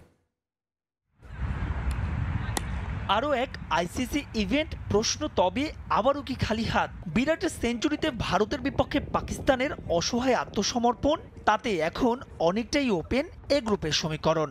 অবশ্য সেই হিসেব নিকেশ জমিয়ে দিতে পারে বাংলাদেশ নিউজিল্যান্ড ম্যাচ। আইসিসি ইভেন্টে ব্ল্যাক ক্যাপস টাইগারদের কাছে এক চেনা প্রতিপক্ষ। 1999 বিশ্বকাপের সাক্ষাতে শুরু, এরপর ওয়ানডে ফরম্যাটে দুদল মুখোমুখি হয়েছে আরও 7 বার, যেখানে কিউইদের স্পষ্টতই আধিপত্য থাকলেও সবশেষ চ্যাম্পিয়ন্স ট্রফিতে বাংলাদেশ গড়েছিল ইতিহাস। কার্ডিফের সোফিয়া গার্ডেনে সাকিব রিয়াদের ব্যাটে সেই অনবদ্য উপাখ্যান বাংলার ক্রিকেটের অন্যতম সেরা ম্যাচগুলোর একটা। 33 রানে 4 উইকেট হারানোর পরও তাদের জোড়া সেঞ্চুরিতে টাইগাররা খেলেছিল কোনো আইসিসি ইভেন্টের সেমিফাইনালে। সেই স্কোয়াডে থাকা 5 সদস্য আছেন এবারের বহরেও। অবশ্য নিউজিল্যান্ডের বিপক্ষে আছে টাইগারদের চ্যাম্পিয়ন্স ট্রফির লজ্জার রেকর্ডও। কলম্বোতে 2002 সালে মোটে 77 রানে অল আউট হয়েছিল বাংলাদেশ, যা এই টুর্নামেন্টে যে কোনো টেস্ট প্লেয়িং নেশন হিসেবে এখন পর্যন্ত সর্বনিম্ন। এবারে নিউজিল্যান্ডের এই দলটা আছে দারুণ ফর্মে। টুর্নামেন্ট শুরুর আগে পাকিস্তানের মাটিতে তারা জিতেছে ত্রিদেশীয় সিরিজও। দীর্ঘ সময় ক্যাম্প করার ফলে আবহাওয়ার সঙ্গে নিজেদের খাপ খাইয়েও নিয়েছে দারুণভাবে। তবে বাংলাদেশের জন্য আশার আলো লাকি ভেন্যু রাওয়ালপিন্ডি। সঙ্গে এই মাঠে নাহিদ রানার পেস দিতে পারে বাড়তি মাত্রা। নিউজিল্যান্ডের বিপক্ষে ওয়ানডেতে সবশেষ দেখায় ম্যাকলিন পার্কে স্বাগতিকদের মোটে 98 রানে গুড়িয়ে দিয়েছিল টাইগাররা। ম্যাচ জিতেছিল 9 উইকেটে। সব মিলিয়ে তাই দুঃসময়ে ধুঁকতে থাকা শান্ত আর তার দল পথের দিশা পেতে পারে যদি না হারানো যায় কিউইদের। তবে সেজন্য করতে হবে সামর্থ্যের চাইতেও বেশি কিছু। মাহবুব রিমন, সময় সংবাদ। সাকিব আল হাসানের দলবদল স্থগিত চেয়ে সিসিডিএম এর কাছে আবেদন করেছে লিজেন্ডস অফ রূপগঞ্জ। জাতীয় দলের সাবেক অধিনায়কের চাওয়াতেই এমন সিদ্ধান্ত নেওয়া হয়েছে বলে জানান ক্লাবটির সাধারণ সম্পাদক তরিকুল ইসলাম টিটু। তবে পরবর্তীতে দেশে আসার সুযোগ হলে সাকিব রূপগঞ্জের জার্সিতে খেলবেন বলে জানান তিনি। এদিকে শেষ হয়েছে ঢাকা প্রিমিয়ার লিগের দলবদল। এদিন নিজেদের ক্রিকেটারদের সঙ্গে চুক্তি সম্পন্ন করেছে আবাহনী, মোহামেডান, রূপগঞ্জ সহ বাকি ক্লাবগুলো। তবে এখনও কোনো দলের সঙ্গে চুক্তি করতে পারেননি লিটন দাস। সাকিব আল হাসানের সাথে আমাদের কথা হয়েছে। এখন উনি আমাদের কাছে একটা অনুরোধ করেছেন যে দলবদলটা আপাতত ওনার দলবদলটা স্থগিত রাখার জন্য। সাকিব আল হাসান আসছেন বাংলাদেশে, খেলবেন ঢাকা প্রিমিয়ার লিগে। শনিবার থেকেই দেশের ক্রিকেট পাড়ায় আলোচনার কেন্দ্রে এই ইস্যু। তবে লিজেন্ডস অব রূপগঞ্জের সঙ্গে চুক্তি সম্পন্ন হওয়ার একদিন বাদই তার খেলা নিয়ে আবারও তৈরি হলো জটিলতা। টিমের সবচেয়ে বড় আকর্ষণ সাকিব আল হাসান, ঘরের ছেলে ঘরে আসতেছে, এটাই হলো সবচেয়ে বড় নিউজ। দেশের মাটিতে দক্ষিণ আফ্রিকা সিরিজ, এরপর বিপিএল খেলতে চেয়েও মাতৃভূমিতে ফিরতে পারেননি সাকিব আল হাসান। ভক্তরাও ধীরে ধীরে সাকিবকে আবারও দেশে দেখার আশা ছেড়ে দিচ্ছিলেন। তবে ঠিক তখনই লুৎফর রহমান বাদলের আত্মবিশ্বাসী এই কথায় আবারও আশায় বুক বেঁধেছিলেন সাকিব ভক্তরা। যদিও এবারও তাদের হতাশই হতে হলো। বর্তমানে উনি দেশে আসতে পারতেছেন না। সাকিব আল হাসান আমাদেরকে বলেছেন যে ওই টিম থেকে মিউচুয়াল ক্লিয়ারেন্সের মাধ্যমে লিজেন্ডস অফ রূপগঞ্জে। সে যদি আমাদের পক্ষে আবার ওই সময় খেলতে চায়, আমরা ইনশাল্লাহ তাকে আবার পরবর্তীতে দলভুক্ত করব। সাকিব ছাড়াও শক্তিশালী দল করেছে রূপগঞ্জ। কাগজে কলমে শিরোপার অন্যতম দাবিদার তারা। তবে তাদের টেক্কা দিতে তামিম মাহমুদুল্লাহদের নিয়ে মোহামেডানও গঠন করেছে শক্তিশালী দল। শেষ দিনে তাইজুল ইবাদত সহ বাকি ক্রিকেটারদের সঙ্গে দলবদল সম্পন্ন করেছে সাদা কালোরা। এছাড়া আবাহনী, প্রাইম ব্যাংক সহ বাকি দলও সম্পন্ন করেছে দলবদল প্রক্রিয়া। সিসিডিএমের আনুষ্ঠানিকতা সেরে ক্রিকেটাররা জানিয়েছেন এবারের ডিপিএল নিয়ে প্রত্যাশার কথা। তবে মোহাম্মদ মিঠুন চান ফ্যাসিলিটিস আর পেমেন্টের নিশ্চয়তা। তাইজুলও বলেছেন একই কথা। আমি ঘরোয়া লিগে কোনো ইমপ্রুভমেন্ট দেখছি না। টিমের প্রতি প্লেয়ারদের খুব বেশি প্রত্যাশা থাকে না, তারা টাইম মতন আমাদের পেমেন্টটা দিয়ে দেওয়া, বেসিক নিডস যেগুলো, সেই নিডসগুলো পূরণ করলে আমরা খুশি। আলটিমেটলি প্লেয়াররা খেলে টাকার জন্যই, তো টাকা যখন প্রত্যেকটা ইভেন্ট থেকে যখন টাকা কমে যায়, অবশ্যই এটা একটা দুঃখজনক বিষয়। শুধু এখানে ন্যাশনাল টিমের প্লেয়ার না, আপনার অনেক প্লেয়ার আছে যারা ডোমেস্টিক খেলে আপনার ফ্যামিলি চালাইতে হয়, তাদের জন্য আসলে অনেক কঠিন হয়ে যায়। সব কিছুর পরে হচ্ছে যে ফিট হওয়াতেই খেলতে পেরেছি এবং যার কারণে মোহামেডানের মতো বড় টিমে সুযোগ পেয়েছি খেলার। ইনশাআল্লাহ দেখা যাক, যখন খেলা শুরু হয়ে ভালো করার চেষ্টা করব। চ্যাম্পিয়ন্স ট্রফিতে থাকায় অনলাইনে প্রাইম ব্যাংকের হয়ে দলবদল সম্পন্ন করেছেন স্পিনার রিশাদ হোসেন। এদিন মোহামেডানের মুশফিক মাহমুদুল্লাহদেরও দলবদল করতে হয়েছে অনলাইনে। সরাসরি না এসে তামিম ইকবালও অনলাইনেই দলবদল করেছেন। এদিকে জাতীয় দল থেকে সম্প্রতি বাদ পড়া ওপেনার লিটন দাস শনিবার টোকেন সংগ্রহ করলেও এখন পর্যন্ত কোনো ক্লাবের সঙ্গে তার চুক্তি স্বাক্ষর হয়নি। তামিম হোসেন, সময় সংবাদ, ঢাকা। এ পর্যায়ে শীর্ষ সংবাদগুলো জানিয়ে দিচ্ছে আরেকবার। চলতি সপ্তাহে আসে তরুণদের নতুন রাজনৈতিক দল, বাড়তে পারে শীর্ষ পদের সংখ্যা। নেতৃত্বের প্রতিযোগিতা থাকলেও বিভক্তি নেই, দাবি নেতাদের।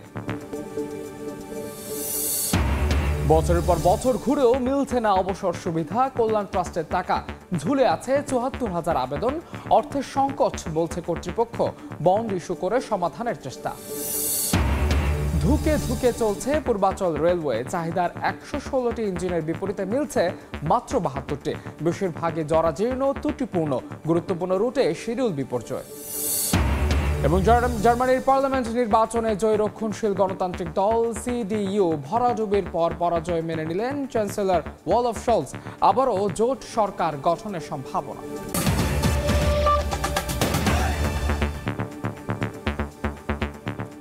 এই ছিল ভোরের সময়, সঙ্গে থাকুন সময়।